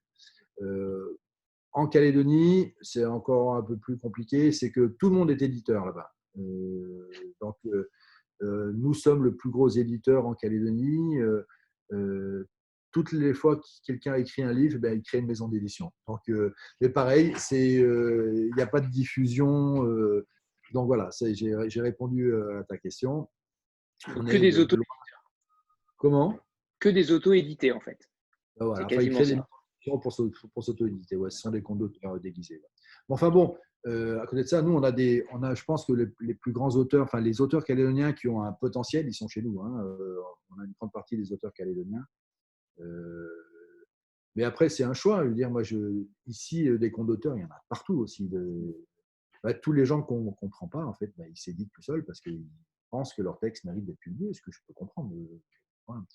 Alors après, pour première partie de la question, oui, c'est quelque chose qui effectivement a suscité un peu d'intérêt pour nous, de dire, bon, ok, dans la reconquête des langues, il faut forcément à un moment s'adresser au public jeune. Et on avait publié, il y a quelques années, 2004, ouais, ça fait 15 ans, ce merveilleux petit livre, qui est un livre pour les tout petits, en langue tahitienne, Tepauma Taroanui, donc ça veut dire le cerf-volant de Taroanui, qui est un grand dieu. Et donc, c'était un livre très simple pour les tout petits, qui en fait, grosso modo, était en six chapitres. Et un chapitre correspond à une couleur. Donc voilà, le cerf-volant, il est rouge comme le haut-pouille. Le haut-pouille, c'est une fleur de porcelaine, c'est une fleur rouge.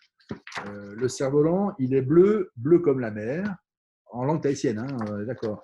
Il est jaune comme le soleil, et à la fin, en fait, il est aux couleurs de l'arc-en-ciel. Voilà. Donc c'est un livre pour les tout petits, en langue tahitienne uniquement, et écrit par la femme de l'ancien président de l'Église évangélique, donc qui est vraiment le porteur de la culture et le défenseur des langues polynésiennes. Eh bien, voilà, j'avais dû en tirer 2000 exemplaires, il doit m'en rester 1000, et ça fait 15 ans, quoi. Donc, ouais, on y a pensé, mais on n'a pas refait. On n'a pas refait. Parce que voilà, ça ne fonctionne pas. Nous, on est prêt à faire plein de choses. Mais au bout d'un moment, il faut quand même qu'on vende un peu ce qu'on fait, quoi. Voilà, donc ça va sans doute venir. On publie des textes un peu bilingues, même si moi, je ne suis pas persuadé que le bilinguisme, c'est la solution. Hein. Je pense qu'il vaut mieux avoir un bouquin dans une langue, point. Celui-ci, en plus, il est simplissime. Même si les instituts ne parlent pas le tahitien, voilà. Puis pour le coup, c'est très clairement dans un imaginaire local. Voilà. Mais donc, en tout cas, nous, on n'a pas su le faire. Peut-être que ça viendra. Le Centre territorial de recherche pédagogique a publié un certain nombre de livres en langue tahitienne. Et puis eux, ils sont mieux introduits dans le monde de l'éducation, puisqu'ils imposent leurs livres, et puis ils doivent les offrir en plus. Donc, je sais qu'il y a pas mal de livres comme ça dans les écoles, mais nous, en tant que structure privée, non. J'ai répondu à ta question, Sandra? Parfait, très cool. Bien. Elle? Oui, bonsoir. Moi, j'avais une question sur les modalités d'impression. En fait, est-ce que vous travaillez avec des imprimeurs locaux et imprimeurs en France? Comment ça se passe en fait entre la métropole et Alors, ça, c'est plus qu'une question pour nous, c'est la problématique principale d'ordre économique. Parce que, vous savez qu'on est diffusé par Harmonia Mundi aujourd'hui, mais avant c'était Dilo et Dodin. Donc, on a des stocks en France. On est diffusé en Nouvelle-Calédonie. Nouvelle-Calédonie, c'est quand même pas la porte à côté. Et on est diffusé à Tahiti. Donc, lorsqu'on imprime, déjà, on n'imprime jamais en local. Parce que ce serait à peu près 3 fois le prix d'une impression ailleurs dans le monde. Et que 2, on aurait beaucoup de mal à exporter nos ouvrages vers les lieux de distribution. C'est très loin, très cher, très long. Parce qu'il y a très peu de frais dans ce sens-là, tout simplement, et donc c'est très compliqué. Là, on a une expédition à faire. Par exemple, quand on envoie un bouquin à Nouméa, des fois, on attend 6 mois. Parce que pour que les transporteurs embarquent, il leur faut 11 mètres cubes minimum. Et 11 mètres cubes, ça fait du volume.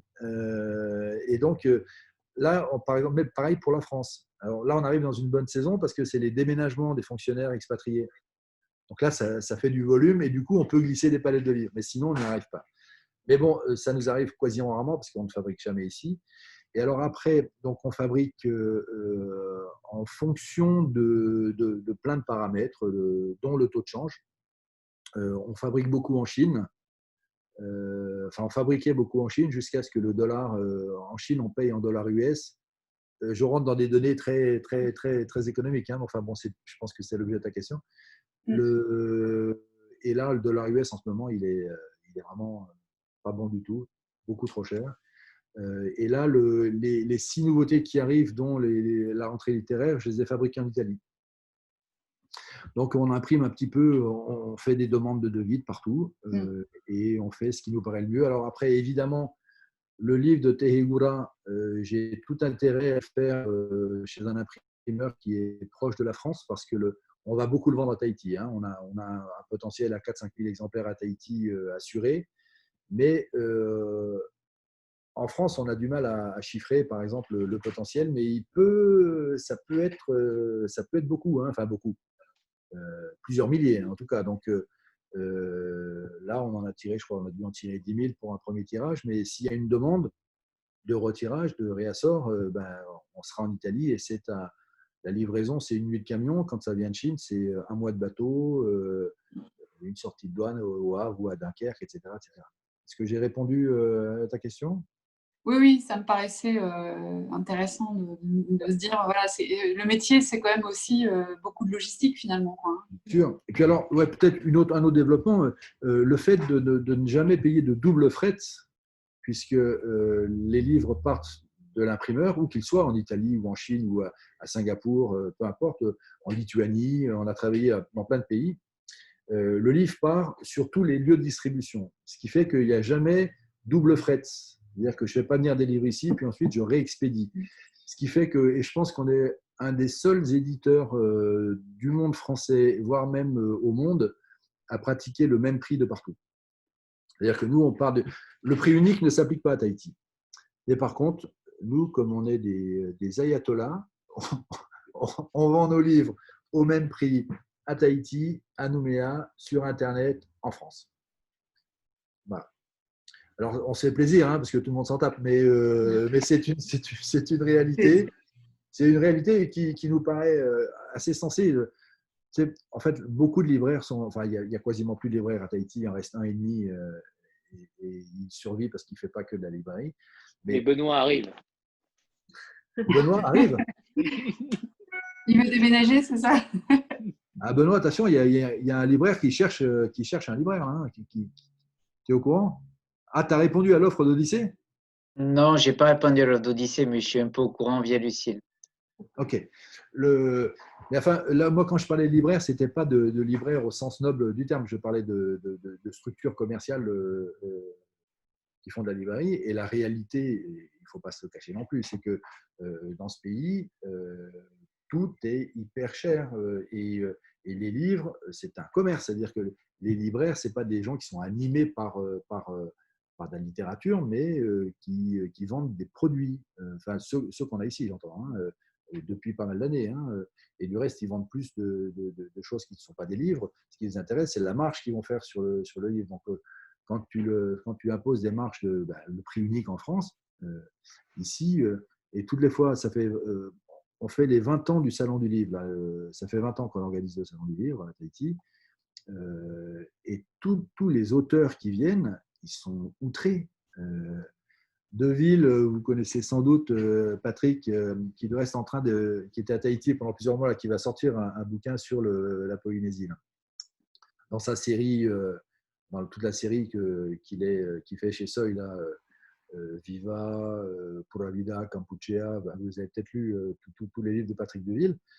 Lui, quand il est venu ici pour Peste et Choléra, quand il a vu que son bouquin était vendu 32 €, il avait honte. Il avait honte. Et là, la réalité, c'est que c'est simplement c'est un acte de commerce. Et c'est pour ça que les libraires ferment. Aujourd'hui, tu peux avoir ton livre sans passer par Amazon, mais sur les libraires indépendants.com, les libraires.fr, mola.fr, tu l'as, y compris le fret, un bouquin qui est vendu 19 € en France, tu peux l'avoir à 22, 23 €. Et quand tu l'as à 32 chez un libraire, ben, tu l'achètes chez Mola directement, par Internet. Alors qu'au moins, nous, Pardon. comment? Non, pardon, Christian, allez-y. Oui, ce que je veux dire, c'est qu'au moins, nous, on a là, on privilégie les distributeurs et les détaillants. Tout le monde est au même prix. Et évidemment, en termes stratégiques, on s'aligne sur le prix France, hein, pas sur le prix de Tahiti.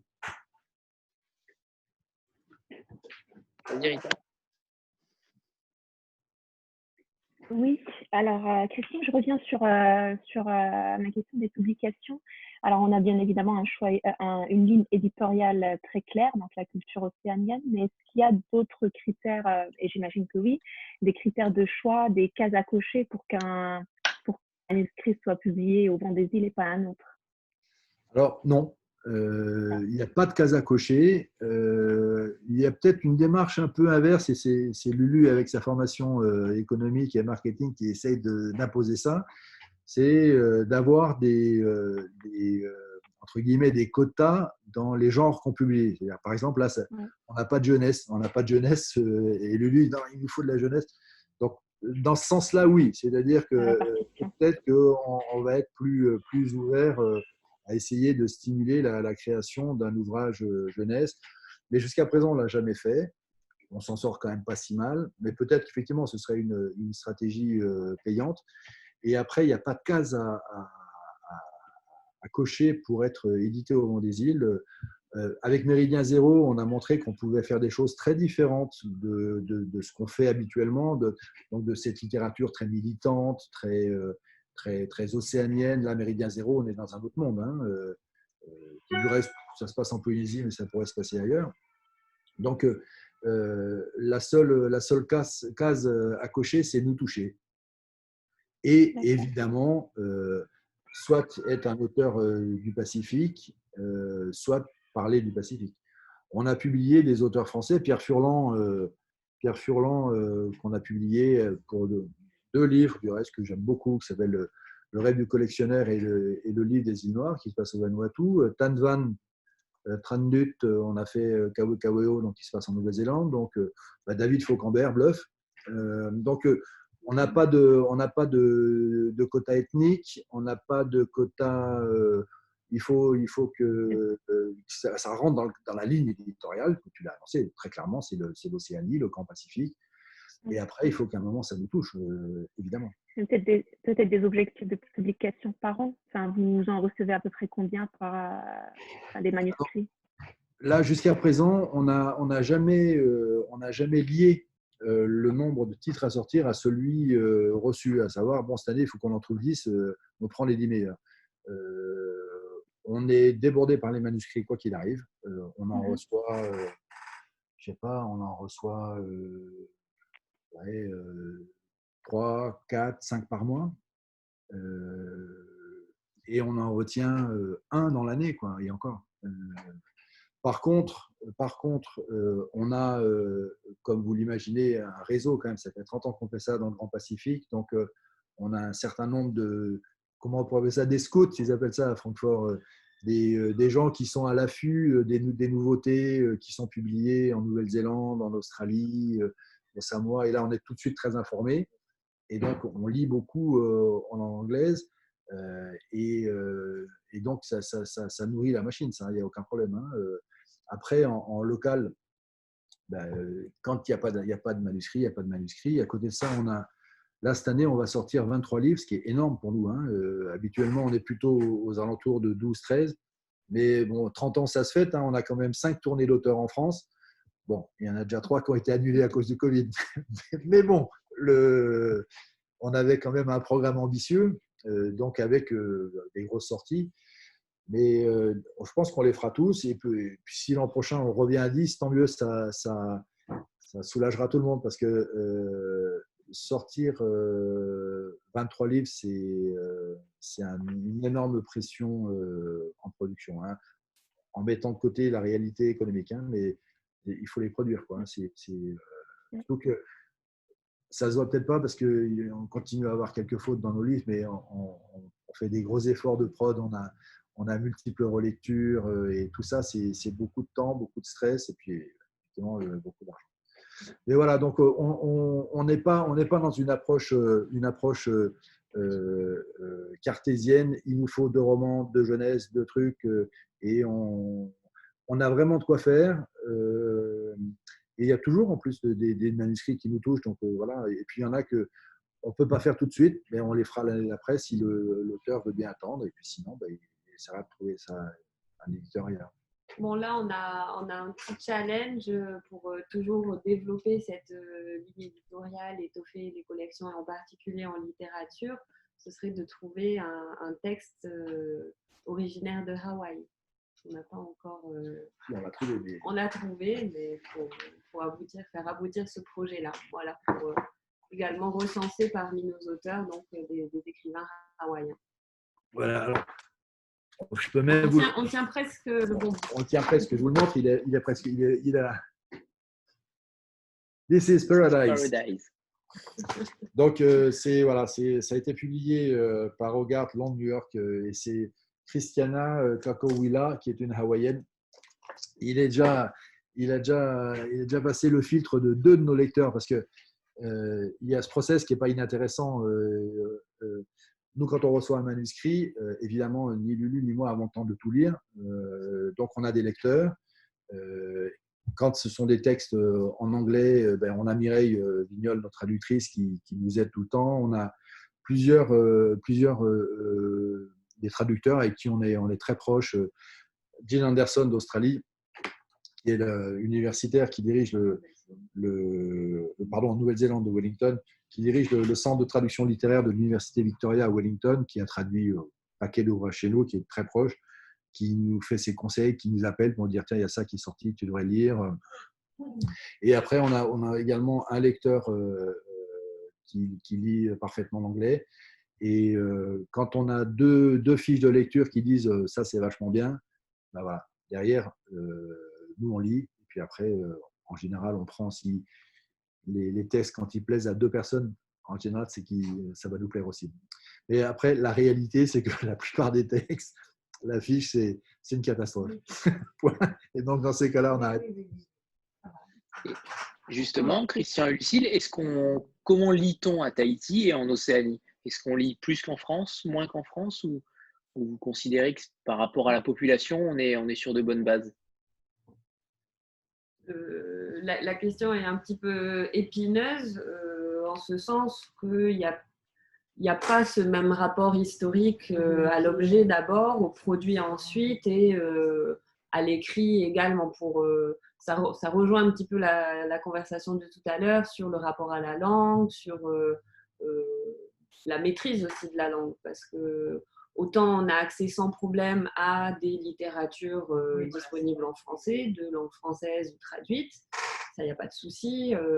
Les quelques points de vente, maintenant, grâce à Internet, il n'y a aucun problème d'accès aux produits, livres. Maintenant, il y a un rapport qui est peut-être assez différent de la métropole, où c'est vrai qu'on constate des taux assez effrayants sur le rapport à l'objet livre et à la pratique de la lecture. Ça ne fait pas franchement partie des mœurs au sein des foyers polynésiens. Donc ça fait partie d'un combat que mène d'abord au Vent des Îles aussi, dans sa démarche éditoriale, que de produire des textes qui parlent au public local, mais aussi à travers des projets associatifs, dont la mise en place d'un salon du livre, avec toutes les actions de sensibilisation qui sont mises en place à cette occasion. Le fait de délocaliser aussi le salon dans plusieurs îles de différents archipels polynésiens pour justement permettre d'abord ce contact avec l'objet livre, puisque, en tout cas, hormis à Tahiti, il n'y a pas de point de vente en Polynésie de livres. Donc, c'est à nous d'amener le livre auprès de la population et de permettre cette rencontre. Donc là, il y a quand même du travail. Voilà, et puis peut-être quand même, Lulu a très clairement expliqué qu'on n'est pas dans une culture du livre historiquement. Pourtant, moi je pense qu'on est à peu près dans les mêmes quotas qu'en France, si ce n'est qu'il y a 260 000 habitants, point. Mais quand je vois les chiffres de vente qu'on fait ici, bon, ben voilà, là, on vient de sortir un livre qui est, voilà, c'est le poisson de celui-là. Voilà. Un livre de sciences humaines, hein, qui est un livre qui traite d'une légende de la création de Tahiti, qui est un livre très pointu, hein, sciences humaines, Bruno Sora, qui est un de nos auteurs préférés. Mais on faisait le point hier, justement, sur les entiers de retirage. En 3 mois, on en a vendu 1000. Mais c'est énorme. Par rapport à la population, faites le prorata par rapport à 70 millions d'habitants en France, c'est colossal. Donc, je pense qu'il y a des gens qui lisent à Tahiti. C'est une lutte que j'ai en général avec les hauts commissaires qui sont les représentants de l'État, les préfets, en fait, qui viennent ici et dont certains avec un petit peu le casque colonial vissé sur la tête. Et là, l'avant-dernier au CERF, il venait au Salon du Livre pour inaugurer, il me dit, de toute façon, les Tahitiens, ils ne disent pas, il faut arrêter de dire des choses comme ça, on est en 2020, et ils sont quand même ancrés avec cette réalité. Et quelque part, c'est ce que je disais tout à l'heure, qui est le propos de Chantal Schmitt, c'est que les gens, ouais, ont peut-être une tendance aussi à croire qu'ils ne sont pas des lecteurs parce qu'ils sont tahitiens, mais c'est faux. Quand on fait le Salon du Livre, c'est clair. Mais quand on fait le Salon du Livre, nous, on voit bien le public. Si parmi vos connaissances chez les écrivains, vous avez des gens qui sont venus à Tahiti, ils vous diront tous, en fait, le salon, il y a du monde. Hein, il y a du monde, et puis c'est pas que des profs expats, hein, loin de là. Hein, loin de là. Et puis après, il ne faut quand même pas non plus oublier que depuis 1987, il y a une université en Polynésie française. Il y a 3000 étudiants depuis 1987. Ce ne sont pas les mêmes, hein, je vous rassure. Ils sont toujours en première année de doc. Il y a eu, ça fait quand même quelques dizaines de milliers d'étudiants. Et a priori, quand on est étudiant, on lit un peu. Alors, même si la fac à Tahiti subit les mêmes problématiques qu'en France, c'est-à-dire première année, tu as un écrémage de quasi 50% des gens qui sont là, mais ceux qui restent, après, ils étudient, ils lisent. Hein. Donc, voilà, moi, je suis assez partisan de ne pas considérer qu'à un moment, on peut imaginer qu'il y a un public de lecteurs et non de lecteurs. Les gens savent tous lire. Il y a peut-être un problème d'offre, mais ça, c'est notre problème à nous, de leur donner à lire quelque chose qu'ils ont envie de lire. Et je trouve qu'on ne se débrouille pas si mal que ça. Et après, là, on vient de faire ça faisait des années qu'on bossait là-dessus, une grosse opération dans les écoles, parce que là, on a quand même des petites difficultés. Et là, on a réussi à, entre guillemets, imposer l'arrivée des littératures océaniennes dans tous les collèges et lycées. Donc là, ça s'est quand même concrétisé par 18 000 livres vendus dans les écoles et lycées. Tous les collèges et tous les lycées ont été servis en série de livres et ça change tout. Je ne sais pas si vous avez eu accès à un texte qui s'appelle Pina, qu'on a publié de Titawapeu, qui est un texte qui est très fort, qui a eu un prix en France, qui a eu le prix Eugène Daby il y a 3 ans. Il était finaliste contre Sorge Charandon, mais il a gagné. Et ce texte qui parle de... C'est un texte assez dur, un roman social qui parle d'ici. Et il y a un prof qui était un de ces gens qu'on aime bien, un allumé, qui était infirmier, qui a décidé d'aller vers ce qu'il avait envie de faire, c'est d'enseigner aux jeunes. Une démarche très particulière. Et il enseigne le français. Et il a voulu faire acheter par le collège une série de ce livre. Et à la bibliothèque, on lui attend. Nous, on est censé leur enseigner la littérature, pas des textes tahitiens. Et finalement, il a quand même réussi, parce que lorsqu'on a présenté ce bouquin au Salon du Livre, c'était Titawa Porcher, qui est une universitaire qui enseigne la littérature à l'université. Et donc, il a dit, oui, mais enfin, ça, c'est quand même présenté par un professeur de l'université. Donc, du coup, les profs ont dit, bon, OK, il n'y a qu'à prendre ce bouquin. Et lui, il me disait, nous, tous les 15 jours, on donne un livre à lire à nos classes. Et 15 jours après, on dit alors, et là, tu as 30 élèves qui baissent la tête et qui n'ont rien à dire, parce que personne n'a ouvert le bouquin. Et Pina, 15 jours après, tout le monde avait quelque chose à dire. Peu l'avaient lu en entier, mais tout le monde était rentré parce que c'était leur histoire, l'histoire de leurs cousins, l'histoire de…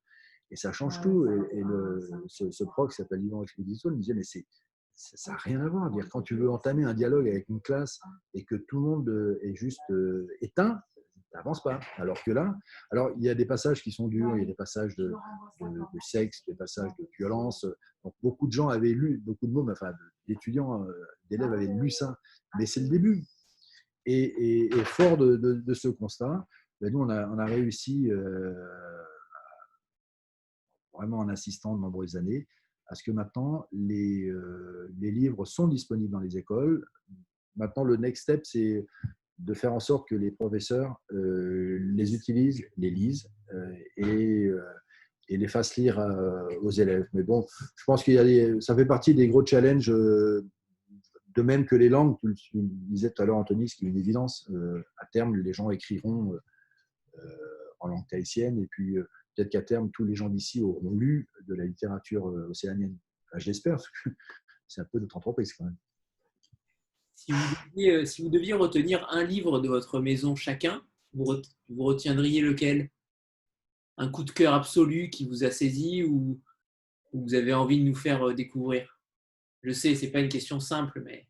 Les auteurs ne nous écoutent pas, n'est-ce pas? Non, Moi, je pense que si je devais en retenir un, ce serait celui-ci, qui va sortir là, mais qui a déjà été publié il y a quelques années. D'accord, ok.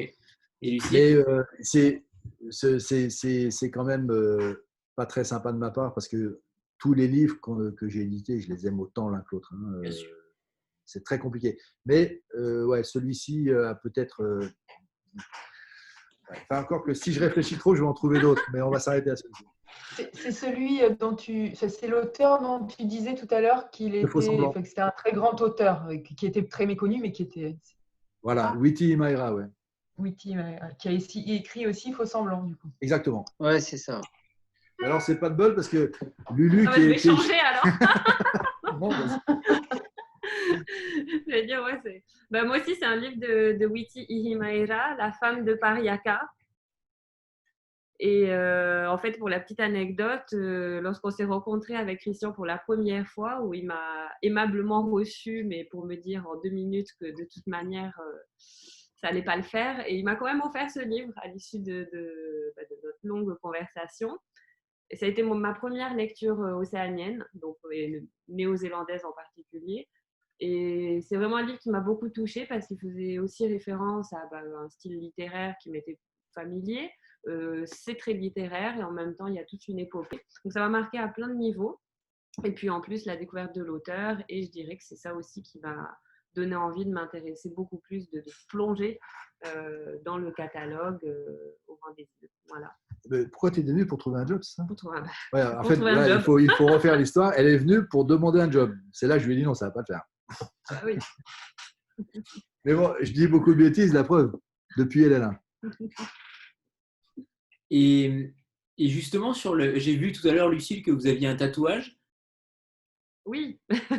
Alors, oui, je crois que c'était sur le bras, non? Voilà, c'est ça.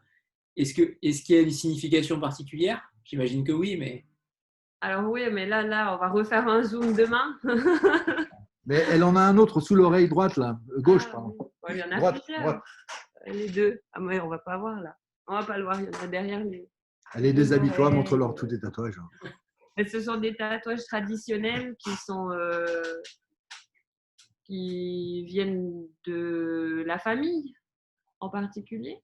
Et après, qui reprennent des motifs traditionnels, classiques, mais on va dire que c'est dans une optique plutôt traditionnelle que de préserver ce rapport au tatouage, même si on n'utilise plus les peignes à l'ancienne, où c'était très long et très douloureux, et en même temps que ça faisait vraiment partie d'un processus initiatique. Bon, là, ça a été fait à peu près dans les règles sanitaires normales, quoique, parce qu'il y a toujours une histoire derrière un tatouage traditionnel. Donc, et ça pourrait faire l'objet d'un zoom.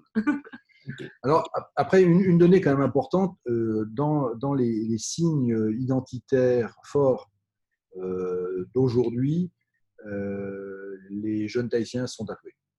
C'est quelque chose qui… moi, mes 3 enfants sont tatoués. Hein, Un ils rite de ils passage. attendent leurs 18 ans parce qu'on… forcément non, parce qu'on dit non, mais ils attendent leurs 18 ans et c'est quelque chose qui est mûri, dessiné, choisi, réfléchi, discuté, mais ça fait partie très clairement des signes identitaires forts de ton appartenance aux Tahitiens en fait.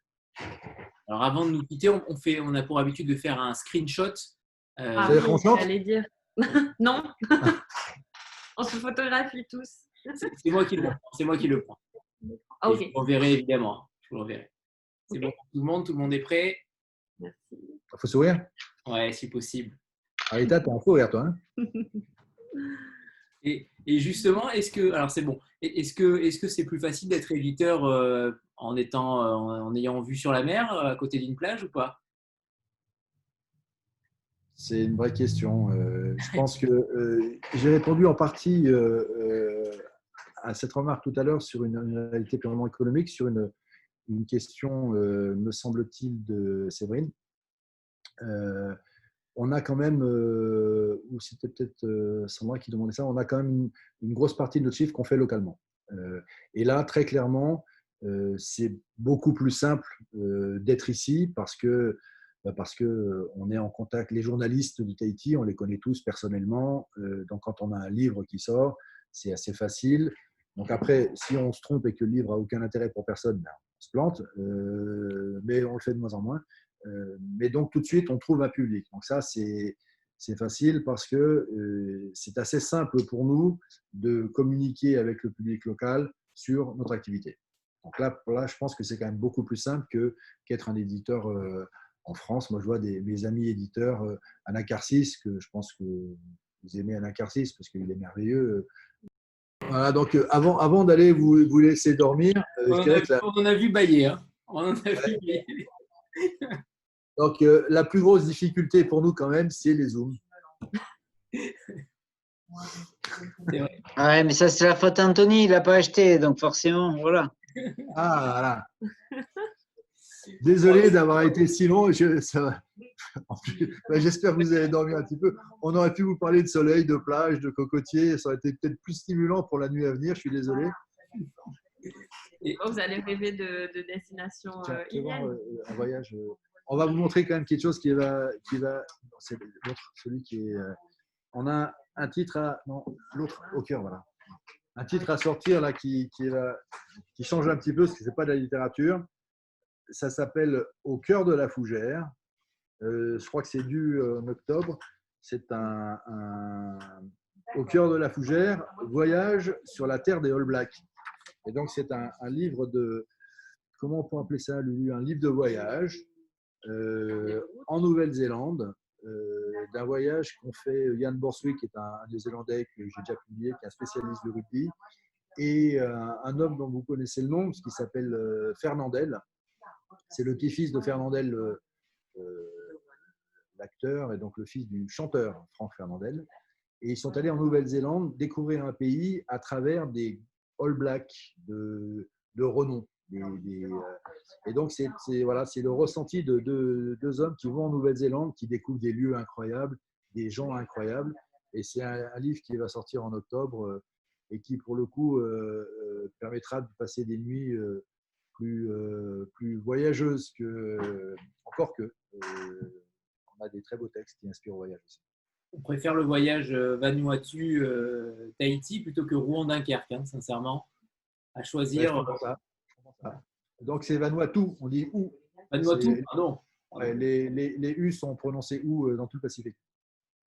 Alors, mais Vanuatu, on a pas mal de choses. Bon, il y a Blackbird qui va sortir. Il faut le demander à Camille, hein, parce que, à mon avis, et en plus, l'intérêt, c'est que l'auteur est à Paris, donc vous pouvez l'avoir en direct autour d'un café. Alors, vous n'êtes peut-être pas tous à Paris, c'est vrai. Excusez-moi. Pas tous, malheureusement. Enfin, vous pouvez l'avoir par Zoom aussi.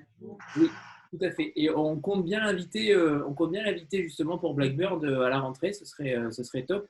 Avec vous en bonus, ce serait parfait. Et si vous parlez anglais, Rita, je pense qu'à l'aise, Sia, c'est un personnage hors du commun, hein, Sia Fiegel, l'autre rentrée littéraire des littératures étrangères. Elle, mais il faut parler anglais. Hein. Oui, sur le début de... Vous assurez en anglais, Alicia? Moyen? Cool. Yeah. Ah bah, c'est bon. Elle fera la traductrice. C'est bon. Alors après, il faudra qu'elle se connecte parce que je crois qu'en ce moment, elle est au Samoa et les Samoa, c'est pas toujours très connecté. Mais c'est une fille formidable. Bien. On prend note, on prend note. En tout cas, c'est sympa. Bon, si personne n'a plus de questions, on va aller dormir pour nous et bonne journée à vous surtout. Merci infiniment, Christian. Bonne soirée, merci de nous avoir supportés pendant ces 2 heures. C'était génial, c'était passionnant. Donc merci infiniment à tous les deux et à Camille qui a fait le lien. Donc merci beaucoup. Merci Et beaucoup. si vous avez quelque chose dans SP, Merci beaucoup. à Camille, hein, ou bien vous nous faites un mail et on transmet à Camille et comme ça vous serez servi. C'est gentil. Un MP. Merci. Super, merci beaucoup. C'est un super passionnant. Merci infiniment. Bonne journée, bonne nuit à nous. Bonne journée à vous. Ok. Bonne nuit à tous. Au revoir. Bonne journée. Merci beaucoup. Merci Christian, merci Lucine. Merci Anthony. Salut. Merci Anthony, merci Cécile. Merci.